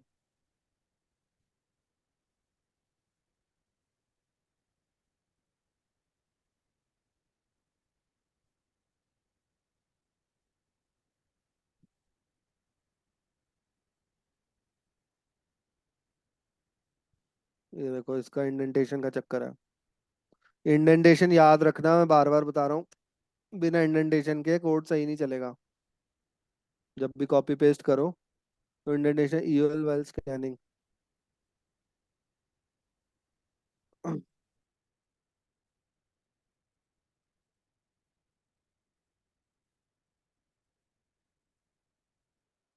यहाँ पे आप अपना नाम दे दो, हेलो आशुतोष, सिंपल। ठीक है। ये अब जैसे यहाँ पे भी मैंने डायनेमिक रखा कि नेम एक वेरिएबल डिफाइन कर दिया है, ग्लोबल वेरिएबल फंक्शन, इसके बाहर एक हमने वेरिएबल डिफाइन कर दिया, जिसको हमने यहाँ पे रीयूज किया। समझ रहे हो?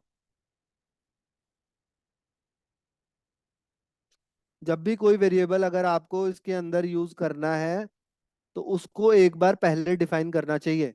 जैसे ए किया था यहाँ पे, ए को हमने पहले डिफाइन किया था ना कंडीशन से। हाँ, समझ हाँ, हाँ। आया? Yes, yes. यस। सी था, सी को पहले डिफाइन किया था एक बार, फिर हमने यहाँ पे सी पे ऑपरेशंस लगाए, है ना? तो वैसे ही नाम को हमने डायनेमिक डिफाइन कर दिया, दो कॉलम्स के अंदर, कि हाँ ये स्ट्रिंग है, बस इतना याद रख लो। स्ट्रिंग के लिए हमने फॉर्मेट स्पेसिफायर यूज कर लिया।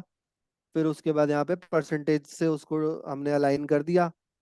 अब यहाँ पे कुछ भी ले लो, हेलो रजत, और फिर ये परसेंट, इसके बाद एक्सक्लेमेशन इसने लास्ट में लगा दिया। जब भी हमारे परसेंटेज फॉर्मेट स्पेसिफायर खत्म हो, उसके बाद हमारा ये आ जाए। कुछ भी लिख लो यहाँ पे, किसी का भी नाम लिख लो, कौशल का लिख लो, क्वेश्चन मार्क आ गया, कुछ भी लगा सकते हो यहाँ पे, डॉट लिख लो, है ना?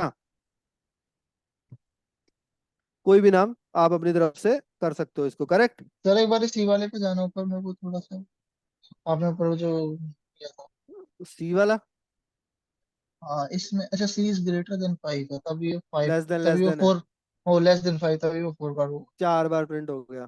क्योंकि हमने, अगर यहाँ मैं 0 कर देता हूँ, तो ये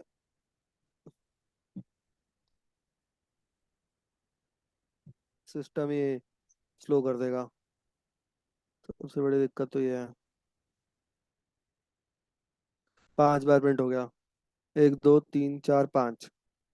क्योंकि 0 से 5 तक कितना होता है? 0 1 2 3 4, 5 हो गए, है ना?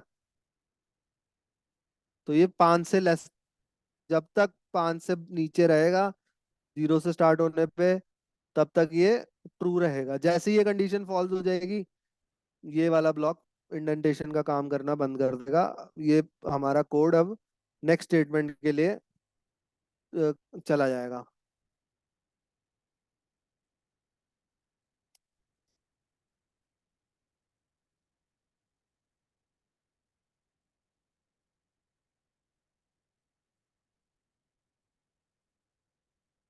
स्पेलिंग जबकि पी कैपिटल हो गया। ठीक है, work is done thanks it ran 5 times. जैसे ही इसने लूप का काम खत्म कर दिया तो उसके बाद ये बाहर आ गया। ठीक है, इसको कभी भी इंडेंटेशन ब्लॉक के अंदर मत रखना, फिर ये ऐसे काम चलेगा। पहले ये करेगा क्योंकि इस कंडीशन के अंदर ही करता रहेगा वो काम। ये वाली स्टेटमेंट हमारी बाहर रहेगी। हमारा एक इंडेंटेड ब्लॉक डिफाइंड होना चाहिए कि हमें काम क्या करना है उसके अंदर। अगर इसको हम इंडेंटेड ब्लॉक के अंदर रख देंगे तो ये ऐसा, पहले इसने ये कंप्लीट किया, फिर इसने +1 कर दिया, जब फिर ये इस पे आया, फिर +1 करके फिर ये दोनों स्टेटमेंट काम करी। मतलब ये जब तक ट्रू रहेगी तब तक ये सारे काम करेगा ये। और अगर ये सी प्लस इक्वल टू 1 को इंटरप्ट ब्लॉक है तो ये एक बार प्रिंट करेगा ये क्या रेल्स चीज? Interrupt to stop. अगर ये C plus is equal to 1 वाले को इंटेंडेड ब्लॉक के बाहर रख दिया तो ये भी प्रिंट वाला है ना, ये एक ही बार प्रिंट करेगा मे बी, है ना। नहीं, तो फिर कंडीशन ही कहाँ हुई आपकी सेटिस्फाई? आपने तो ओके 0 0 ही रखा हुआ है उसको। Okay okay. ये आपने अब कंडीशन के अंदर अपना पूरी स्टेटमेंट तो देनी पड़ेगी ना। इसको लूप हम कर रहे हैं तो ये तो डिफाइन करना पड़ेगा ना, कितनी बार करना है, मतलब हमें कब रोकना है कब नहीं रोकना। अभी तो ना ये ट्रू हो रही है ना फॉल्स हो रही है, मतलब ये तो चलती ही चली जाएगी C = 0। और अगर इसको हटा दें एक बार, चलती ही चली जाएगी भाई, ये तो रुकेगी ही नहीं। अब मैंने तो दिया ही नहीं कुछ भी, मतलब आपका पर्पस तो सॉल्व नहीं हो रहा ना उससे। हमारा क्वेश्चन क्या था? हमारा क्वेश्चन था कि हम रोकेंगे कैसे इसे। ये आपने मेरे रेगुलर से ये प्रिंट पूछा होते था ही ना, जा रही है अभी ये। रोती ही चली जाएगी। आपने मेरे से कहा था कि रोकने के लिए इंटरप्ट ही करना है, मैंने कहा नहीं, इसको तब तक हम वो डिफाइन कर सकते हैं कि जब तक हमारी कंडीशन फॉल्स नहीं होती। अब हम इसे कंडीशन को फॉल्स कैसे कराएंगे? ऐसे कराएंगे। ओके। जब समझ रहे हो, हमें मतलब कंडीशन का एक मकसद तो देना है ना, काम करवाना है तो उसे किसी हद तक ही काम करवाना है ना। तो हमें ये भी उसको पास करनी पड़ेगी कि लूप ऐसे ऐसे चलाओ। अब आगे जब आप क्वेश्चन एक्सरसाइजेस सॉल्व करोगे ना तब आपको पता लगेगा कि कैसे काम होते हैं। अब ये क्वेश्चंस आपको खुद ही सॉल्व करना है, इसमें मैं अभी आपकी हेल्प नहीं करूंगा। इसको करो, अगर नहीं होगा तो बताना। ये सब मैंने ड्राइव में डाल रखा है। अब हमारे कुछ इसके अंदर you can say loop control statements होते हैं यूज, जैसे ब्रेक, कंटिन्यू, पास, लूप, एल्स। एल्स भी होता है हमारा इसके अंदर। ठीक है, तो ब्रेक क्या करता है? Jumps out of the closed and closing loop. जो भी हमारी लूप स्टेटमेंट है उसको ब्रेक कर देता है और अगली कंडीशन अगले स्टेटमेंट पे आ जाता है, वाइल से बाहर आ जाता है, मतलब उसको वहीं रोक देता है। समझ रहे हो? कॉन्टिन्यूस क्या करता है? मतलब उसको चलाए रखता है कि ठीक है, मतलब ये कंडीशन फॉल्स मतलब होने नहीं देनी है उसको। जैसी ये कंडीशन हमारी मीट हो जाए तो दोबारा से शुरू से चले जाओ, वापस से हेडर लाइन पे, मतलब उसी के अंदर घुमाएगा। मतलब चलाते रहो, कोई बात नहीं, अगर जैसे 1 से 10 तक आ गया कोई बात नहीं, 10 तक आ गया फिर चला दो, कंटिन्यू रखो। तो डज नथिंग। पास क्या करता है? कुछ भी नहीं करता, कोई काम नहीं कराता, आपका आगे बढ़ा देता कोड को। फिर एल्स ब्लॉक वही काम करता है कि जैसे अगर वाइल जैसे ही फॉल्स हो जाएगा तो उसको बाहर ले आता है एल्स पे। ठीक है, runs if only if the loop is excited normally, that is without hitting a break. If you use a break it will only take you out of the most recent loop। जो भी आपके loop में चल रहा था अगर break लगा दोगे तो उससे बाहर ले आएगा। If you have a while loop that contains for in, अब वाइल के अंदर हम फॉर भी यूज कर सकते हैं, इन वगैरह सब यूज कर सकते हैं। Loop indented within it a break within the for and in will not break out of the while. अब फॉर और इन का जो, आप फॉर में भी तो लगता है ना हमारा, फॉर के अंदर भी ब्रेक, मैंने आपको शायद लास्ट क्लास में बताया था, फॉर में भी ब्रेक स्टेटमेंट लगती है। लेकिन फॉर का ब्रेक आपका वाइल का लूप नहीं तोड़ेगा, वो फॉर को ही ब्रेक करेगा सिर्फ। वाइल का ब्रेक वाइल के इंडेंटेड ब्लॉक में होगा। समझ रहे हो? फॉर एग्जाम्पल जैसे वाइल टेस्ट कंडीशन स्टेटमेंट ये है, फिर इफ की टेस्ट कंडीशन ये है। ये वाला जो ब्रेक है ये इफ का ब्रेक है, ये वाला जो कंटिन्यू हुआ है ये इफ का कंटिन्यू है, ये वाला जो एल्स है ये वाइल का एल्स है।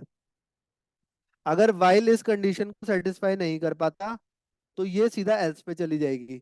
लेकिन इफ कंडीशन ब्रेक करने के लिए ये ब्रेक लगा हुआ है, लेकिन इस ब्रेक से वाइल नहीं टूटेगा। समझ रहे हो?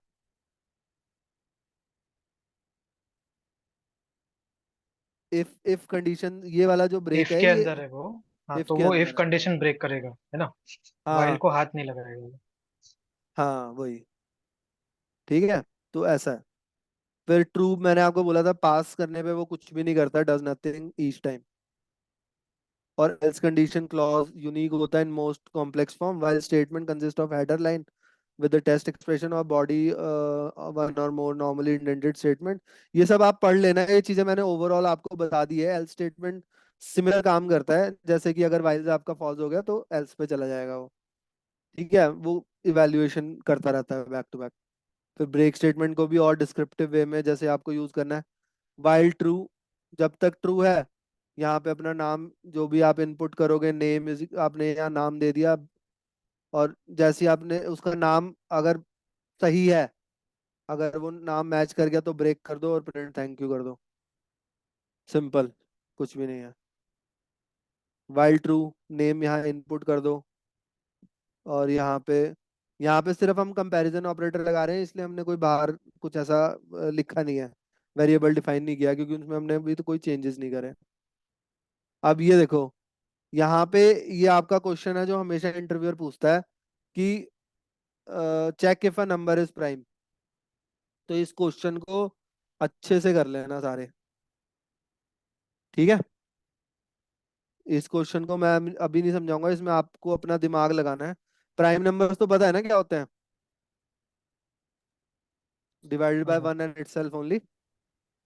तो ऐसे क्वेश्चंस दिए जाते हैं आपको, इंटरव्यूअर देता है कि भाई हाँ भी एक कोड बनाओ to check the whether it's a prime number, और generate a prime number till 20 30 या 50 तक ऐसे प्राइम नंबर जनरेट करो, वो भी होता है। ठीक है, the following piece of code determine whether a positive integer y is prime by searching for factors. ये सारे क्वेश्चंस आपको करने हैं, कुछ भी ऐसा नया नहीं मैंने इसमें अभी, मतलब ऐसा नहीं है जो नहीं बताया। मैंने सारी चीजें आपको अभी एक्सप्लेन कर दी हैं।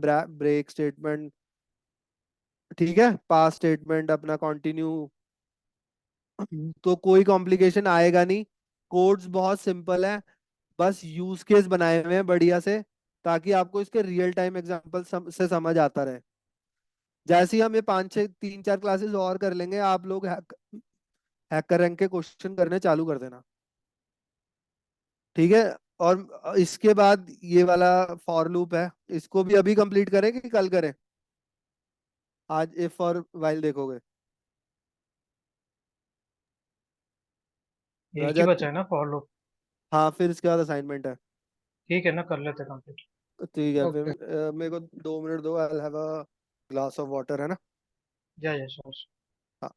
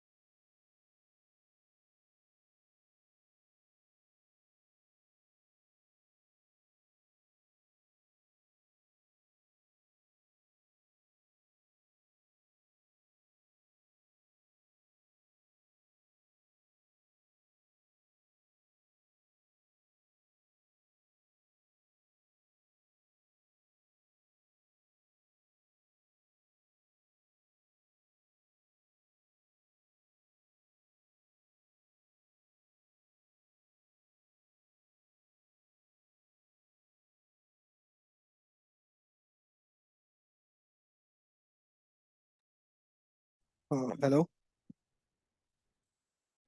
Yes sir. Rajat, aligned? Yes.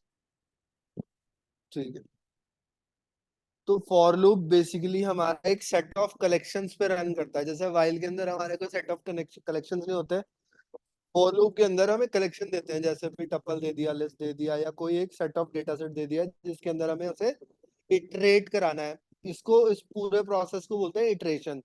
Iteration क्या होता है, जैसे कि कोई भी हमारा एक एलिमेंट है, अब लिस्ट के अंदर 10 हमारे data 10 you can say elements पड़े हुए हैं। अब हमें उन्हें बारी बारी चेक करना है, मतलब आप लगा लो हमारे पास 100 बंदों की ईमेल आईडी है, उनको एक ही मेल भेजना है बार बार।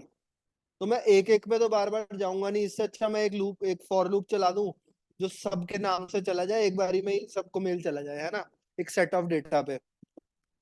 तो उसको बोलते हैं इटरेशन। जब इसी चीज को हम रिपीटेडली करे जा रहे हैं with a set of data collection for collection, ठीक है, उसको हम is a generic iterator in Python, इसको इटरेटर भी बोलते हैं। बेसिकली इसमें अगर हमें किसी को एक डेटा है जिसमें मतलब 100 एम्प्लॉयज है, तो उसमें हम एक ही है वो चला देंगे, उसमें क्या बोलते हैं ईमेल, तो उसमें जो अलग अलग नेम्स होंगे वो हाँ, उसके हिसाब से, वो अलग अलग डेटा के हिसाब से चले जाएगा वो। Correct correct, in any order sequence और इटरेबल। तो इस प्रोसेस को हम जेनरिक इटरेटर भी बोलते हैं। इटरेटर हमारा बेसिकली एक ऐसा यू कैन से, जब हम फॉर स्टेटमेंट चलाते हैं तो हम हमेशा लिखते हैं फॉर आई इन दिस। और आई, तो आई जो हमारा होता है वो एक इटरेटर का काम करता है, और इस पूरे प्रोसेस को हम इटरेशन बोलते हैं, आइट्रेशन भी बोल सकते हैं, राइट। तो फॉर के अंदर हमारे बिल्ट इन इटरेबल्स होते हैं। इटरेबल्स मतलब वही होते हैं जो इटरेशन का काम करते हैं, ठीक है, जिसपे मतलब यू कैन से इटरेशन का काम होता है बेसिकली, लाइक स्ट्रिंग्स हो गया, लिस्ट हो गया, टपल्स हो गया, right, as well as new user defined objects. हम कोई ऐसा ऑब्जेक्ट्स भी ले सकते हैं, मतलब जैसे कि सेट ऑफ डेटा हो गया, मल्टीपल लिस्ट को कंबाइन करके एक डेटा फ्रेम हो गया। तो उस डेटा फ्रेम को जो हमने बनाया है डेटा फ्रेम, उसमें टपल्स भी हैं, डिक्शनरी आई है, तो उस चीज को, उसके ऊपर भी हम वो चीजें इटरेट कर सकते हैं, मल्टीपल चीजें हम उनसे काम करवा सकते हैं बैक टू बैक, राइट। मैं बहुत लेमन में समझा रहा हूँ अभी, मतलब इसको मैं इतना इजी रखने की कोशिश कर रहा हूँ। इसमें कुछ पॉइंट्स कॉन्ट्राडिक्टिंग हो सकते हैं, बट हम जब इसे धीरे धीरे आगे बढ़ाएंगे तो मैं इसको प्रिसाइजली आपको और चीजें मतलब अच्छे से बताऊंगा। बट आप अभी एक मोटा हाई लेवल दिमाग में लेके चलो ऑब्जेक्टिव की, मैं क्या बोलना चाह रहा हूँ, क्या समझना आप, है ना, कि हम फॉर लूप का क्या यूज करते हैं। मैंने थ्योरी भी आपके लिए तैयार रखी है। It can step through the items in any order sequence और द इटरेबल ऑब्जेक्ट्स, जैसे कि मैंने आपको बताया, right? When Python runs a for loop, it assigns the item in the iterable objects to a target one by one and execute the loop body for each. मतलब वो loop बार बार चलता रहेगा जब तक उसके आइटम्स खत्म नहीं हो जाते। The loop body typically uses the assignment target entity to refer current item in the sequence through it were a cursor stepping through the sequence। मतलब जैसे कि हमारा कर्सर ये बार बार इन शब्दों पे जा रहा है, फॉर हेडर लाइन यूजली उस तरीके से ऐसे सीक्वेंस में चलता रहता है वो। After loop this variable normally still refers to the last item visited. जो हमारा यू कैन से लूप होता है वो लास्ट आइटम विजिटेड तक चलता ही रहता है in the sequence unless the loop exits with the break statement. और फिर उसके बाद हम उसे ब्रेक स्टेटमेंट से एग्जिट भी करा सकते हैं। इसके अंदर भी वही कॉन्सेप्ट होता है, ब्रेक, कंटिन्यू का और पास का, सारा कॉन्सेप्ट वही होता है, दोबारा से भी हम चला सकते हैं। अब जैसे ये एक्स है, अब हम ऐसे नहीं लिख सकते कि जैसे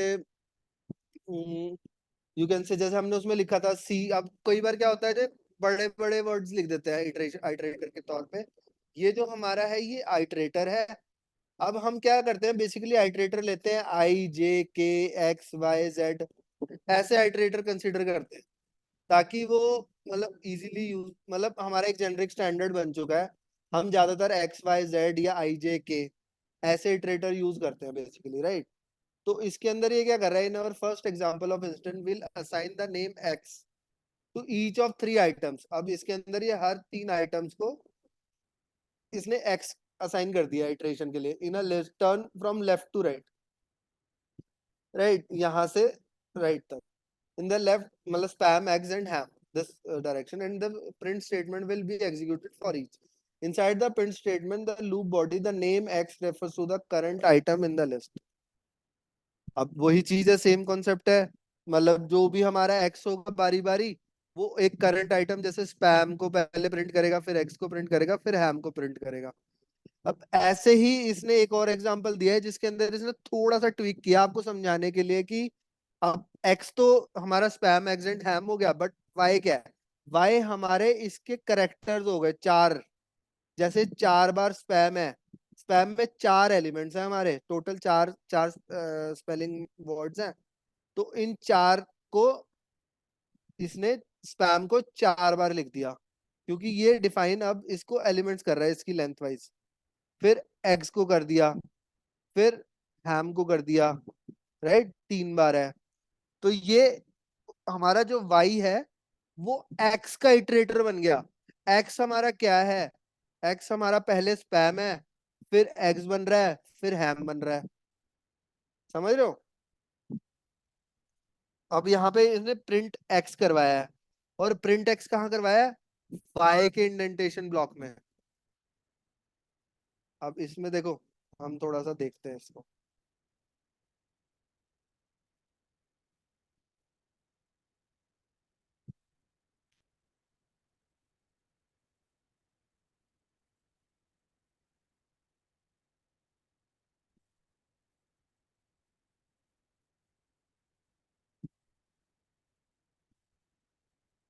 इसने प्रिंट एक्स यहाँ करवाया, अब ये प्रिंट कहाँ हो रहा है, यहाँ पे हो रहा है, ऐसा आया। लेकिन हमने इससे पहले एक करा था जिसके अंदर सिर्फ ये था,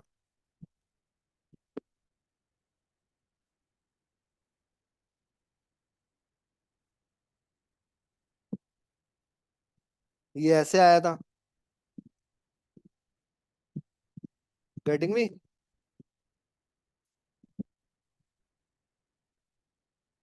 अब यहाँ पे ये एक्स वेरिएबल वेरिएबल y जो है वो प्री डिफाइंड है मतलब ना। नहीं, अब मैंने क्या बोला, जब हम कोई भी इटरेटर लेते हैं, ये भी एक इटरेटर ही है। अगर मैं इसको यहाँ रख दूं, ये प्रिंट एक्स को 1 2 3 4, तो ये नॉर्मली आएगा। इस वाले प्रिंट को अगर हटा दे तो, 1 मिनट, तो ये कंडीशन सेटिस्फाई नहीं होगी। 1 2 3 4 आ गया नॉर्मल, हम्म। समझ रहे हो, मतलब ये वाला फिर इसके इसके अंदर फॉल कर गया ना। सर इटरेटर होता क्या है, मैं थोड़ा सा iterator- इटरेटर कोई भी एक ऐसा वेरिएबल हम डिफाइन कर सकते हैं किसी चीज को भी, जैसे आई है, जे है, के है। ये जो एक्स होगा ना, ये एक्स हमारा इटरेटर होगा जो इन इटरेबल्स ऑब्जेक्ट्स के अंदर, ये जो हमारा कलेक्शन है, मतलब हमारी कलेक्शन ऑफ डेटा है, लिस्ट है बेसिकली, ये इटरेटर एक एक करके इटरेट करेगा। पहले पहले एलिमेंट वर्ड पे करेगा, फिर दूसरे वर्ड पे करेगा। इटरेट मतलब वो बारी बारी उस पे। अब इटरेट का मतलब क्या होता है, देखो यार इंग्लिश में देखते हैं।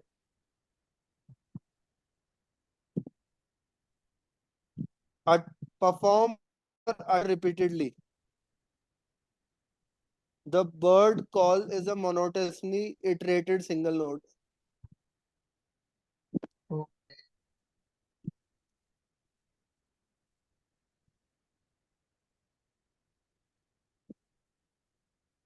President iterated that India will emerge as a developed it, मतलब आवर्ती, इटरेटेड का मतलब होता है कि कोई चीज को रिपीटेडली करना।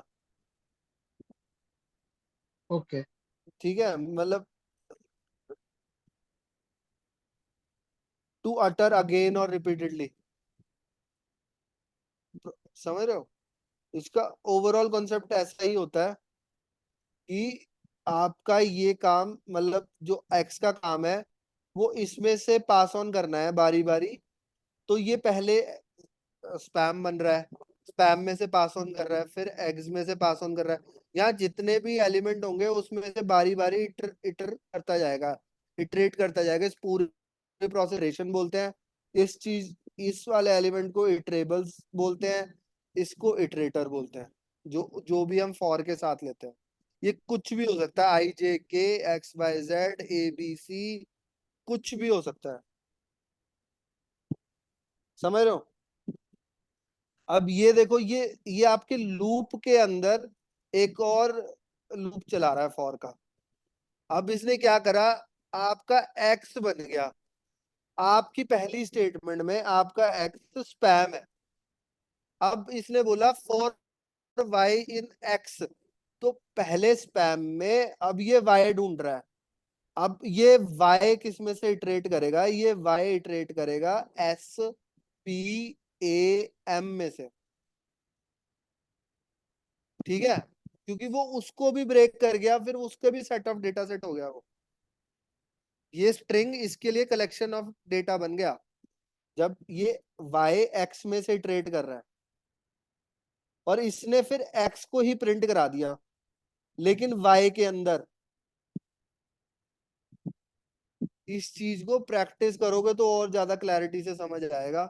ये थोड़ा सा ट्वीक करा है मैंने ताकि आपको समझ आ जाए कॉन्सेप्ट होता क्या है लूप का। हमारा जो इटरेटर है वो स्ट्रिंग में से भी पास कर सकता है, लिस्ट में से भी, टप्पल में से भी, और कोई भी बिल्ट इन हमारा कलेक्शन ऑफ डेटा हो सकता है। ठीक है,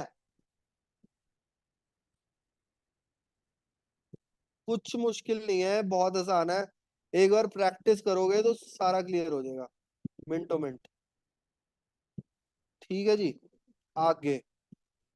अब इसने क्या करा, अब यहाँ फिर हमने वापस से फिर वाई प्रिंट करा दिया। अब ये देखो, यहाँ वाई प्रिंट कराते हैं।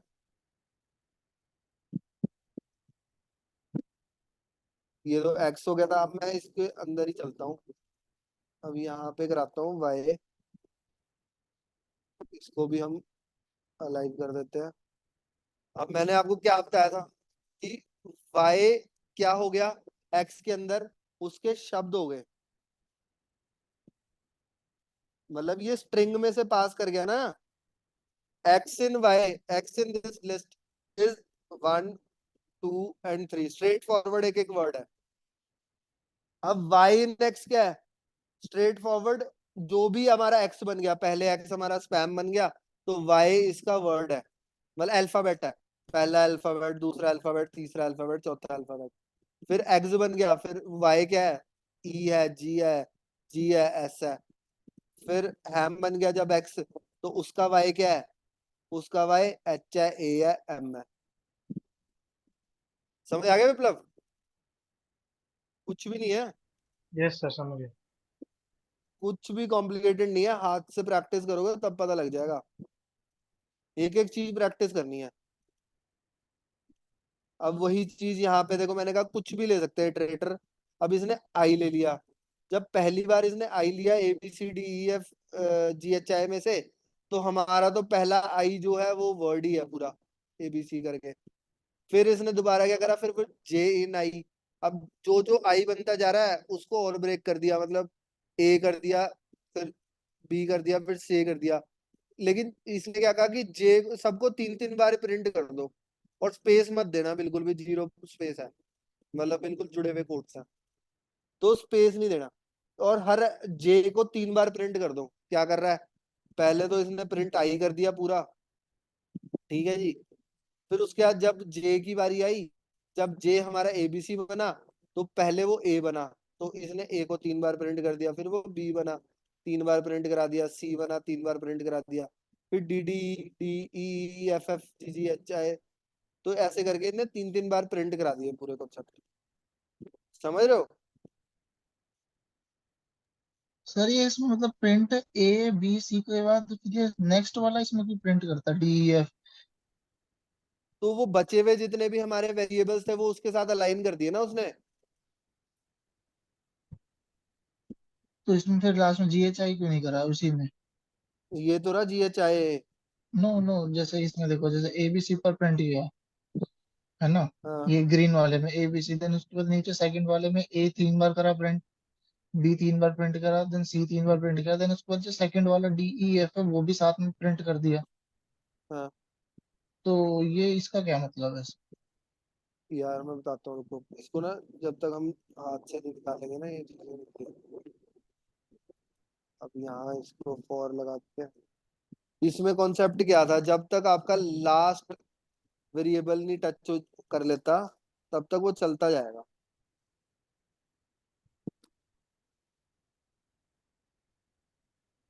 यही था।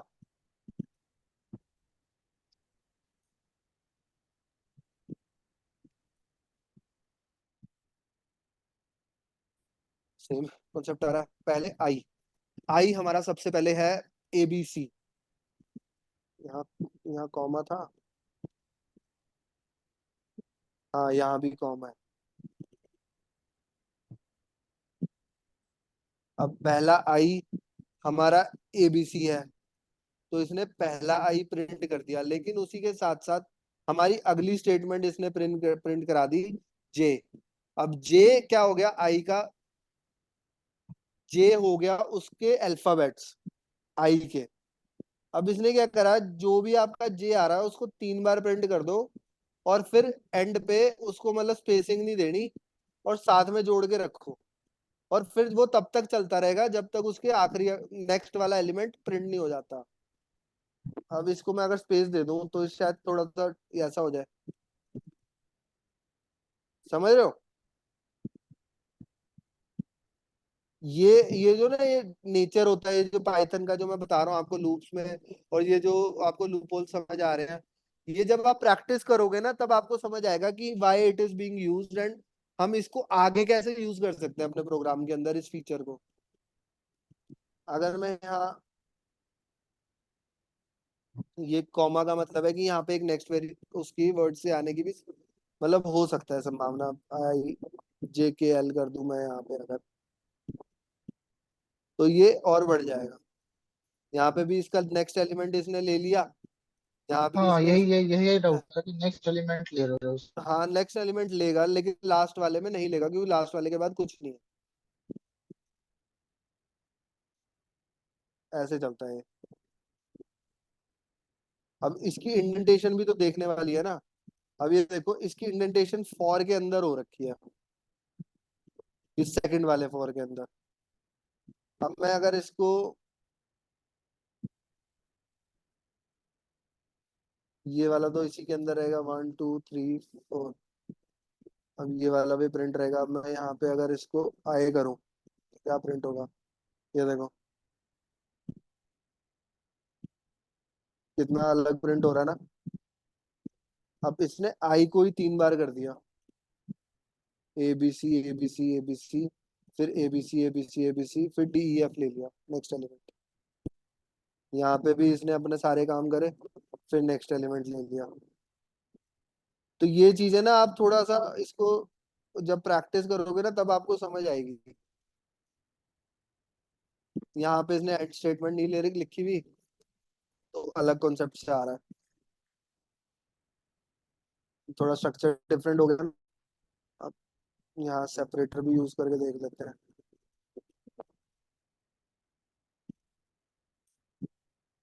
कॉमा डालते हैं, कॉमा का कुछ नहीं हुआ, या एंड एंड में लिखते हैं।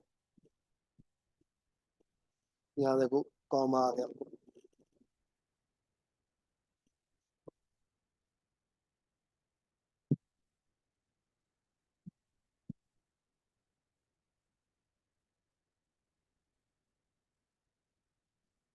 तो ये चीजें आप जब प्रैक्टिस करोगे तो आपको और अच्छे से समझ आएगी। तो ये सारे क्वेश्चंस आपको प्रैक्टिस करने हैं। इसमें जब आप अलग अलग तरीके से हाथ चलाओगे तो आपको समझ आएगा कैसे क्या क्या कॉन्सेप्ट हो रहा है। यहाँ पे जैसे वर्ड्स है एप्पल, अब इसने साथ साथ क्या बोला कि मेरा वर्ड भी लिख दो, जो हमारा इटरेटर है W, और उसके बाद उसकी लेंथ भी बता दो। लेंथ का फंक्शन होता है LEN। तो इसने क्या करा, जब हमारा पहला वर्ड बन के आ रहा है जैसे एप्पल है, तो उसके आगे लिख दो एप्पल की लेंथ 5 है, कॉमा डाल, मतलब इसने ये डाला है कि लेंथ W भी साथ साथ प्रिंट कर दो। अब यहाँ पे for words in word, word in words, ये वर्ड इसने इटरेटर इटरेटर के तौर पे ले लिया। यहाँ पे ये एक्स भी लिख देता, आई भी लिख देता, कुछ भी लिख देता, तो वो सेम ही काम करता जो ये वर्ड करेगा। तो ऐसे ऐसी चीजें ना ट्वीक करके मैंने एक जगह लिखी हुई है, ताकि आपको समझ आए कॉन्सेप्ट कि हो क्या रहा है इटरेशन में। अब यहाँ पे देखो हमारा सेट ऑफ नंबर ये है। अभी नंबर लिख रहा है यहाँ पे आई J K X Y Z कुछ भी लिख सकता था, बट ये नंबर भी वही काम करे वो उन लोगों ने उस रेटर्स ने करने थे। तो इसने भी ये करा, नंबर डाला, फिर एंड में स्पेसिंग दे दी, और स्पेस देके सारे नंबर्स ऐसे लिखे आ गए। फिर हम एल्स स्टेटमेंट यूज कर रहे हैं, ब्रेक स्टेटमेंट यूज कर रहे हैं। For food in plate, for food in this basically can से टपल, पेट है, चीज है, क्रैकर्स है, योगर्ट है, और जब तक ये योगर्ट में नहीं पहुंच जाता तब तक ब्रेक मत करना। और फिर एल्स स्टेटमेंट लगा दी, देयर इज नो योगर्ट।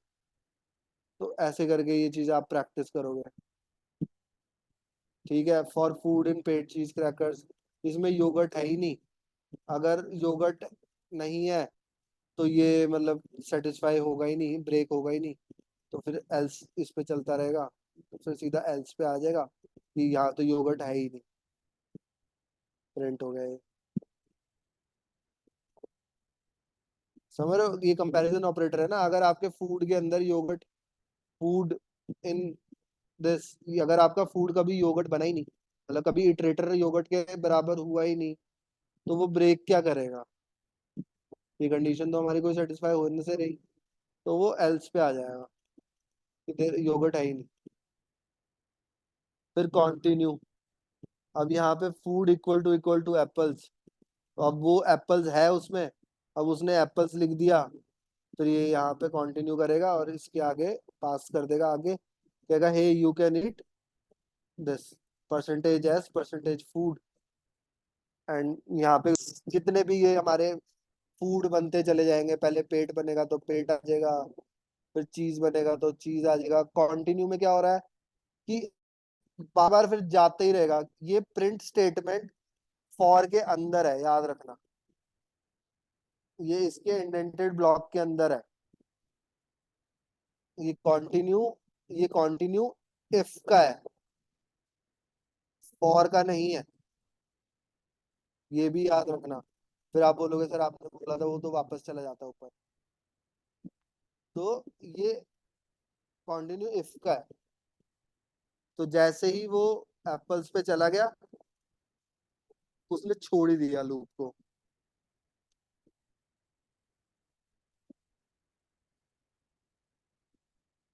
वो उसने बाकी सारे लिखे हैं, देखो यहाँ पे एप्पल्स प्रिंट ही नहीं करा है। देखो, because you have used if test to determine whether the first part of each item in the food list is apples, this element will be skipped by the continue whereas everything else is printed, right? समझ आ रहा है विप्लव? कुछ complication, कुछ भी दिक्कत आ रही है? नहीं नहीं नहीं, समझ आ रहे हो। बहुत इजी है, कुछ भी नहीं है। अब यही सेम उसने न्यूमेरिकल के साथ करना चालू कर दिया। Allows you to use nested loops भी हमें अलाउ करता है वो यूज करने के लिए। अब ये सारे फॉर्मेट स्पेसिफायर्स हैं। परसेंटेज डी इंटीजर्स के लिए यूज करते हैं, परसेंटेज एस हमारा स्ट्रिंग्स के लिए होता है, राइट? और फिर परसेंटेज जो एफ एफ फ्लोटर्स वैल्यू के लिए यूज होता है। अब ये एक्स दिया है, अब इसने यहाँ पे जब हमने परसेंटेज लगाया, तो ये जितनी भी हमारी एक्स है, पहला एक्स यहाँ चला जाएगा, फिर वाई हमारा ये वाला सेकंड वाला हो जाएगा, फिर जो एक्स इंटू वाई है ये वाला इनपुट है, वो हमारा ये हो जाएगा थर्ड इज इक्वल टू के बाद वाला, है ना? और इससे करके क्या होगा, हमारा पूरा टेबल ही आ जाएगा। देखते हैं इसको, कितना अच्छा प्रोग्राम है ये। ठीक है,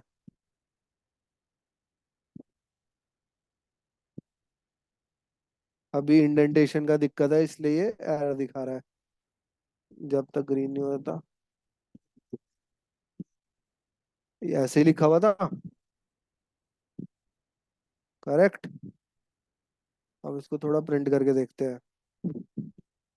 ये पूरा टेबल बन के आ गया, 11 तक, 10 तक का टेबल आ गया पूरा, 10 इंटू 10। समझ आ रहा है रजत? सर ये 1 मैं to आपको 11। सर मैं आपको वैसे बताऊंगा, झूठ नहीं बोलूंगा, मेरे को ना ये परसेंटेज वाले ये सारे है ना, ये जो आपने से लगाए, ये हाँ, वाला कंसेप्ट थोड़ा ना मेरा थोड़ा सा अनक्लियर है। तो जैसे आपने टू एफ रिकॉर्डिंग डी देखी है। दोबारा? हाँ मतलब मैंने वो देखी थी एक क्लास उसका, लेकिन मेरे को ना सही से थोड़ा सा क्लियर नहीं हुआ, क्या क्योंकि नहीं वो समझ आया मतलब बताओ? कि मतलब ये यूज कैसे करते हैं, जैसे इसमें आपने कितने क्वेश्चन प्रैक्टिस किए एक्सरसाइज में जो थे? कौन से वाले। जितने भी मैंने आपको ये एक्सरसाइजेस दी हैं, इसमें देखो ये कितने सारे क्वेश्चंस हैं। ये सारे क्वेश्चंस हैं, आप हाँ इसमें। मेरे को ना ये वाले मेरे को, हाँ ये वाला कंसेप्ट थोड़ा सा मेरा ना अनक्लियर है, तो इसलिए मेरे को। नहीं, अनक्लियर तो है, मतलब आप, मैं ये पूछ रहा हूँ आपने कितने क्वेश्चंस प्रैक्टिस किए जब हम इसकी कन्वेंशंस में था, ये नंबर्स में भी था, तो इसके अंदर कितने सारे हमारे क्वेश्चंस हैं। ये चीजें आपको लिखनी थी, ये लिख लिख के एक बार चेक करने थे। ये टॉपिक हमारा कौन सा था, किसी को याद है कौन से टॉपिक में था ये? विप्लव, जब ये इतने सारे देखो इसके अंदर, ये परसेंट यहाँ पे भी है, ये यहाँ वाला पे तो पता है। इसके अंदर एक्सरसाइजेस भी हैं। ये देखो, ये परसेंटेज एफ, ये चीजें लिख के मैंने आपको बोला था, ये चीजें प्रैक्टिस तो करो।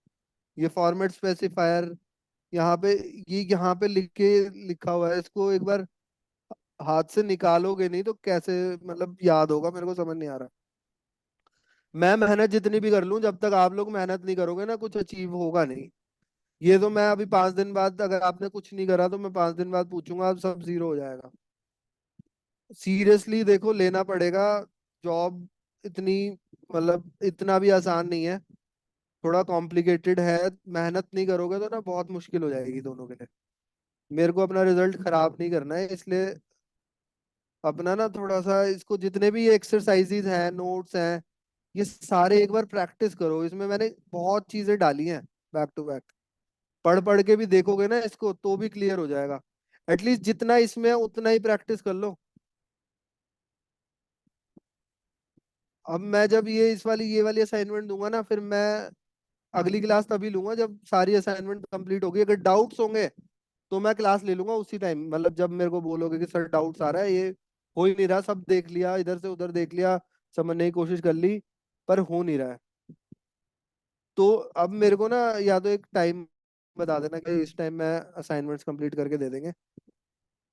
ये सारी चीजें देखो आपको प्रैक्टिस करनी चाहिए थी, ये चीजें हैं, लॉग है इसके अंदर, मैथमेटिकल है, ये सारी चीजें प्रैक्टिस करो, तभी तो समझ आएगी चीजें। ये परसेंटेज डी कुछ नहीं कर रहा है, जो भी आपका यहाँ पे रिजल्ट आएगा पहला, उसको पहला इनपुट जो भी आपका एक्स है, वो पहला फॉर्मेट स्पेसिफायर लेगा। फिर ये दूसरा परसेंटेज डी है, ये दूसरा फॉर्मेट स्पेसिफायर लेगा जो वाई है। ठीक है, फिर इजिकल टू के बाद जो हमने तीसरा लगा रखा है, वो एक्स एंड वाई, वो तीसरा फॉर्मेट स्पेसिफायर लेगा। एंड जब भी हम फॉर्मेट स्पेसिफायर यूज करते हैं तो उसके बाद एंडिंग हम परसेंटेज से करते हैं। ये मैंने क्लास में भी रिपीटेडली बताया था रजत। कोई अभी भी कुछ नहीं बिगड़ा है, अभी भी बहुत टाइम है। प्रैक्टिस करो, शुरू से करो, सैटरडे संडे है आपके पास, सारे लेक्चर दोबारा से रिविजिट करो, और मतलब उसको हाथ से निकालो एक बार ना, जितना भी हो सके। ठीक है, ओके। कुछ कॉम्प्लिकेटेड नहीं है, एक बार निकालोगे तो हो जाएगा, कुछ मतलब ऐसा दिक्कत आएगी नहीं। तो यही सारे हमारे यहाँ पे कंस्ट्रक्ट्स खत्म हो जाएंगे। अब फाइंड प्राइम नंबर, मैंने जैसे आपको बताया था कि ऐसा क्वेश्चन आएगा कि अब ये 30 से नंबर के, 1 से 30 के अंदर सारे प्राइम नंबर यूज कर बताओ मेरे को। तो वो आपको ये दिखाना है, फिर 5 इज प्राइम, 7 इज प्राइम, 11, 13, 17। ये इंटरव्यू में मस्ट पूछते हैं, मस्ट पाइथन में ये करके दिखाओ, प्राइम नंबर निकाल के दिखाओ। और ये बहुत, मतलब इसको तो ऐसे भी कॉपी में लिख लिख के, चाहे पेन से निकाल दो चाहे कहीं से भी निकाल दो, इस क्वेश्चन इन क्वेश्चनों को तो याद कर लो। ये मैंने इतने चुन चुन के क्वेश्चन रखे हुए हैं, अभी और भी डालूंगा आगे। जैसे जैसे आपके हाथ स्ट्रांग होंगे तो हम दिन दिन के 5 5 10 10 क्वेश्चन करेंगे, तब जाके इंटरव्यू क्लियर होगा, तब हम किसी एक्सपीरियंस बंदे के लेवल पे खड़े हो सकते हैं। यहाँ भी मेरे पास है 1.5-2 साल का एक्सपीरियंस, बता। इंटरव्यूअर ने तो कितने क्वेश्चन पूछने, 5-10 क्वेश्चन पूछने होते हैं उसने मुश्किल से, उतने तो हम कर लेंगे। और काम भी हम कर लेंगे जब हमें लॉजिक और हमारा बेस कंसेप्ट क्लियर हो जाएगा ना, तो हमारा काम भी हो जाएगा। ठीक है, तो आज के लिए मैं सेशन रैप अप करता हूँ, बट एक बार आपको थोड़ी असाइनमेंट दिखा देता हूँ इसकी, कंस्ट्रक्ट्स की। ये असाइनमेंट मुझे चाहिए अब, मेरे को टाइम बता दो कब तक दे पाओगे।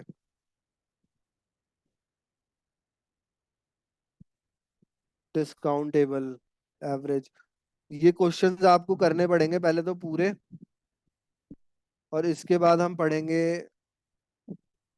इन this create a program that reads a letter. आपको ये आता है कैसे उसको इनपुट करना है, right? Alphabet from the user, if the user enters AEIOU, अगर वो इसमें से कुछ एंटर करता है, then your program should display a message indicated that enter letter is a vowel. हमें ये लिस्ट दे देनी है एक, राइट? फिर उसके बाद जो लेटर हम एंटर कर रहे हैं, अगर कुछ भी अगर बंदे ने इनपुट करा है, वो अगर AEIOU में से है, हमें वैलिडेट कराना उसे इफ कंडीशन से। लिखा है यहाँ पे इफ द यूजर, तो then your program should display a message indicating that entered letter is a vowel. समझ रहे हो? If the user enters y, then your program should display a message indicating that sometimes y is a vowel and sometimes y is a consonant. मतलब ये सिर्फ इतना इतना ही करना है जितना जितना ये बोल रहा है। अगर उसने y के लिए भी फिर आप एक कंडीशन बना दो, otherwise your program should display a message indicating that letter is consonant। बस दिमाग लगाना है, सब कुछ वही है जो मैंने पढ़ाया है, कुछ भी दिक्कत नहीं है। Month name to a number of days, length of month varies from 28 to 31। आते हैं तीनों टाइप के, 28 भी आता है, 30 भी आता है, 31 भी आता है। In exercise you will create a program that reads the name of a month from a user as a string. Then दिखने में कॉम्प्लिकेटेड दिख रहा है, एक क्वेश्चन पे भी अगर आप बैठोगे ना, आराम से सोचने बैठोगे, तो ये बहुत इजीली हो जाएंगे। जब एक दो क्वेश्चन बनने लगेंगे ना, तब उसके बाद सारे क्वेश्चन बनने लगेंगे आराम से। और ऐसे ही क्वेश्चन दिए जाते हैं। Palindrome, string is a palindrome. चलो ये क्वेश्चन मैं आपको कराता हूँ, पैलिंड्रोम क्या होता है, बहुत पूछा जाता है इंटरव्यू में।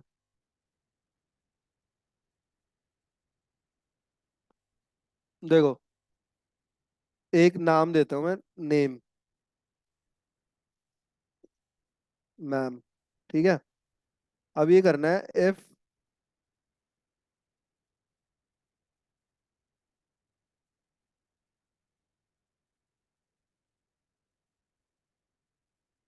पैलिंड्रोम क्या होता है विप्लव? पैरेंड्रोम बेसिकली एक वर्ड जो होता है, सीधा पढ़ो या उल्टा पढ़ो, सेम ही आउटपुट आना हाँ, चाहिए इसका।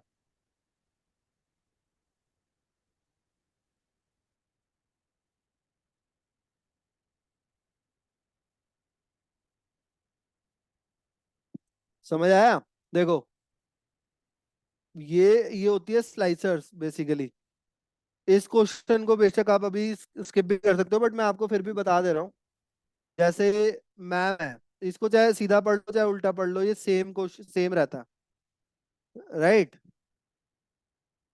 तो हमने क्या बोला कि नेम को, अगर नेम हमारा नेम का उल्टा भी है, अब चलो पहले ये देखते हैं ये क्या होता है।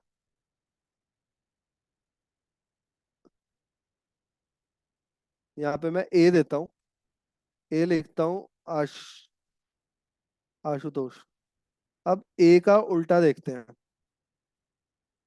-1, इसको देता हूँ B.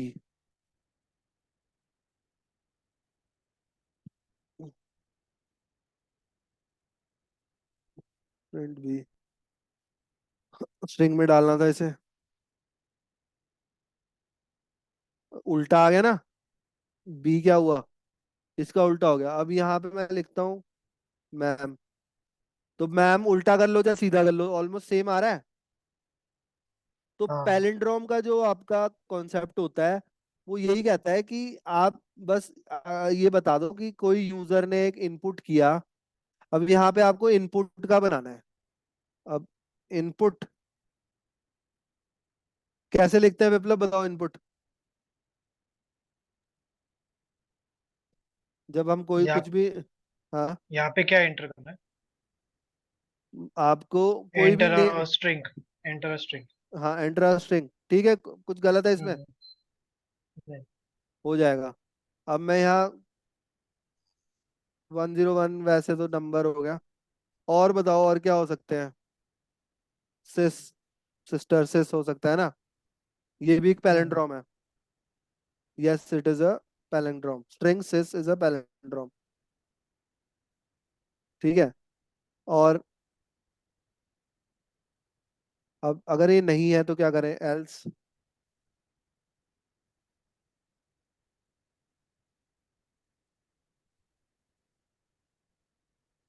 No, it is not a palindrome. ठीक है, अब यहाँ से हम इनपुट वाला देखो, आपको लग रहा था कितना बड़ा क्वेश्चन है, अगर कोई भी देखता उस चीज को। स्ट्रिंग भी लेनी है हमें। अब ये देखो, इसने फॉर एग्जांपल अन्ना दिया है, कुछ भी नहीं था। अब इसको बस इसने ये बोला है कि string user and uses a loop to determine. अब इसको एक लूप में आपको बनाना पड़ेगा, वो कैसे लॉजिक लगा सकते हो वो आपको देखना है। ठीक है। अब ये मैंने यहाँ करा, अब यहाँ मैंने डाल दिया अन्ना। अब ये बोलेगा यस अन्ना इज पैलिंड्रोम। अगर मैं यहाँ डाल दूं कुछ कोई भी नाम बता दो, चलो विप्लव, तो no, it is not a palindrome. तो ये है palindrome basically, when your like starting and ending is same. समझ रहे हो, पीछे से पढ़ लो चाहे आगे से पढ़ लो, एकदम मतलब सेम ही आ रहा है, तो इसको बोलते हैं पैलिंड्रोम। मुझे नहीं लग रहा कुछ भी ऐसा डिफिकल्ट कॉम्प्लिकेटेड रहेगा इसमें, न्यूमेरिकल मैंने आपको पढ़ा चुका है। इसको थोड़ा, इसके लिए मैं आपको मतलब जैसे आज अगर ट्यूसडे है ना, 30 तारीख है, तो मैं इसको आपको एक हफ्ते का टाइम देता हूँ। अगले मंडे या ट्यूसडे तक इसको करने की कोशिश करो क्वेश्चंस को, है ना। एक हफ्ते में तो डुएबल है। यस। बहुत सिंपल कॉन्सेप्ट है, बहुत यस सर। सिंपल। जितनी बार वीडियोस देखनी है देखो। मैं आपको स्ट्रिंग्स भी अभी कंप्लीट करा दूंगा तो शायद ये और जल्दी हो जाए। अभी हमारे स्ट्रिंग्स का कॉन्सेप्ट भी आने वाला है थोड़ा सा। स्ट्रिंग्स के अंदर हमारे कैरेक्टर्स एंड फिर उसके बाद मैं आपको सारे अपने डिक्शनरीज हो गए, लिस्ट टपल्स, ये सब अच्छे से पढ़ा दूंगा। अभी इसमें लिस्ट टपल्स का कुछ भी नहीं है। कल कल मैं कल या परसों से स्ट्रिंग्स ही पढ़ाऊंगा आपको। कल अगर आप लोग ये असाइनमेंट चालू करते हो तो कल देख लेंगे क्लास का। नहीं तो मेरा अगला टॉपिक, अभी आज हमने बहुत स्ट्रेच ही कर दिया है वैसे, 9:30 से अब 11:30 हो गया है। मैं अभी तो ये बंद करता हूँ, रिकॉर्डिंग है ना। Yes sir. हाँ, आज अच्छा मतलब हमने कर लिया है सेशन वैसे। तो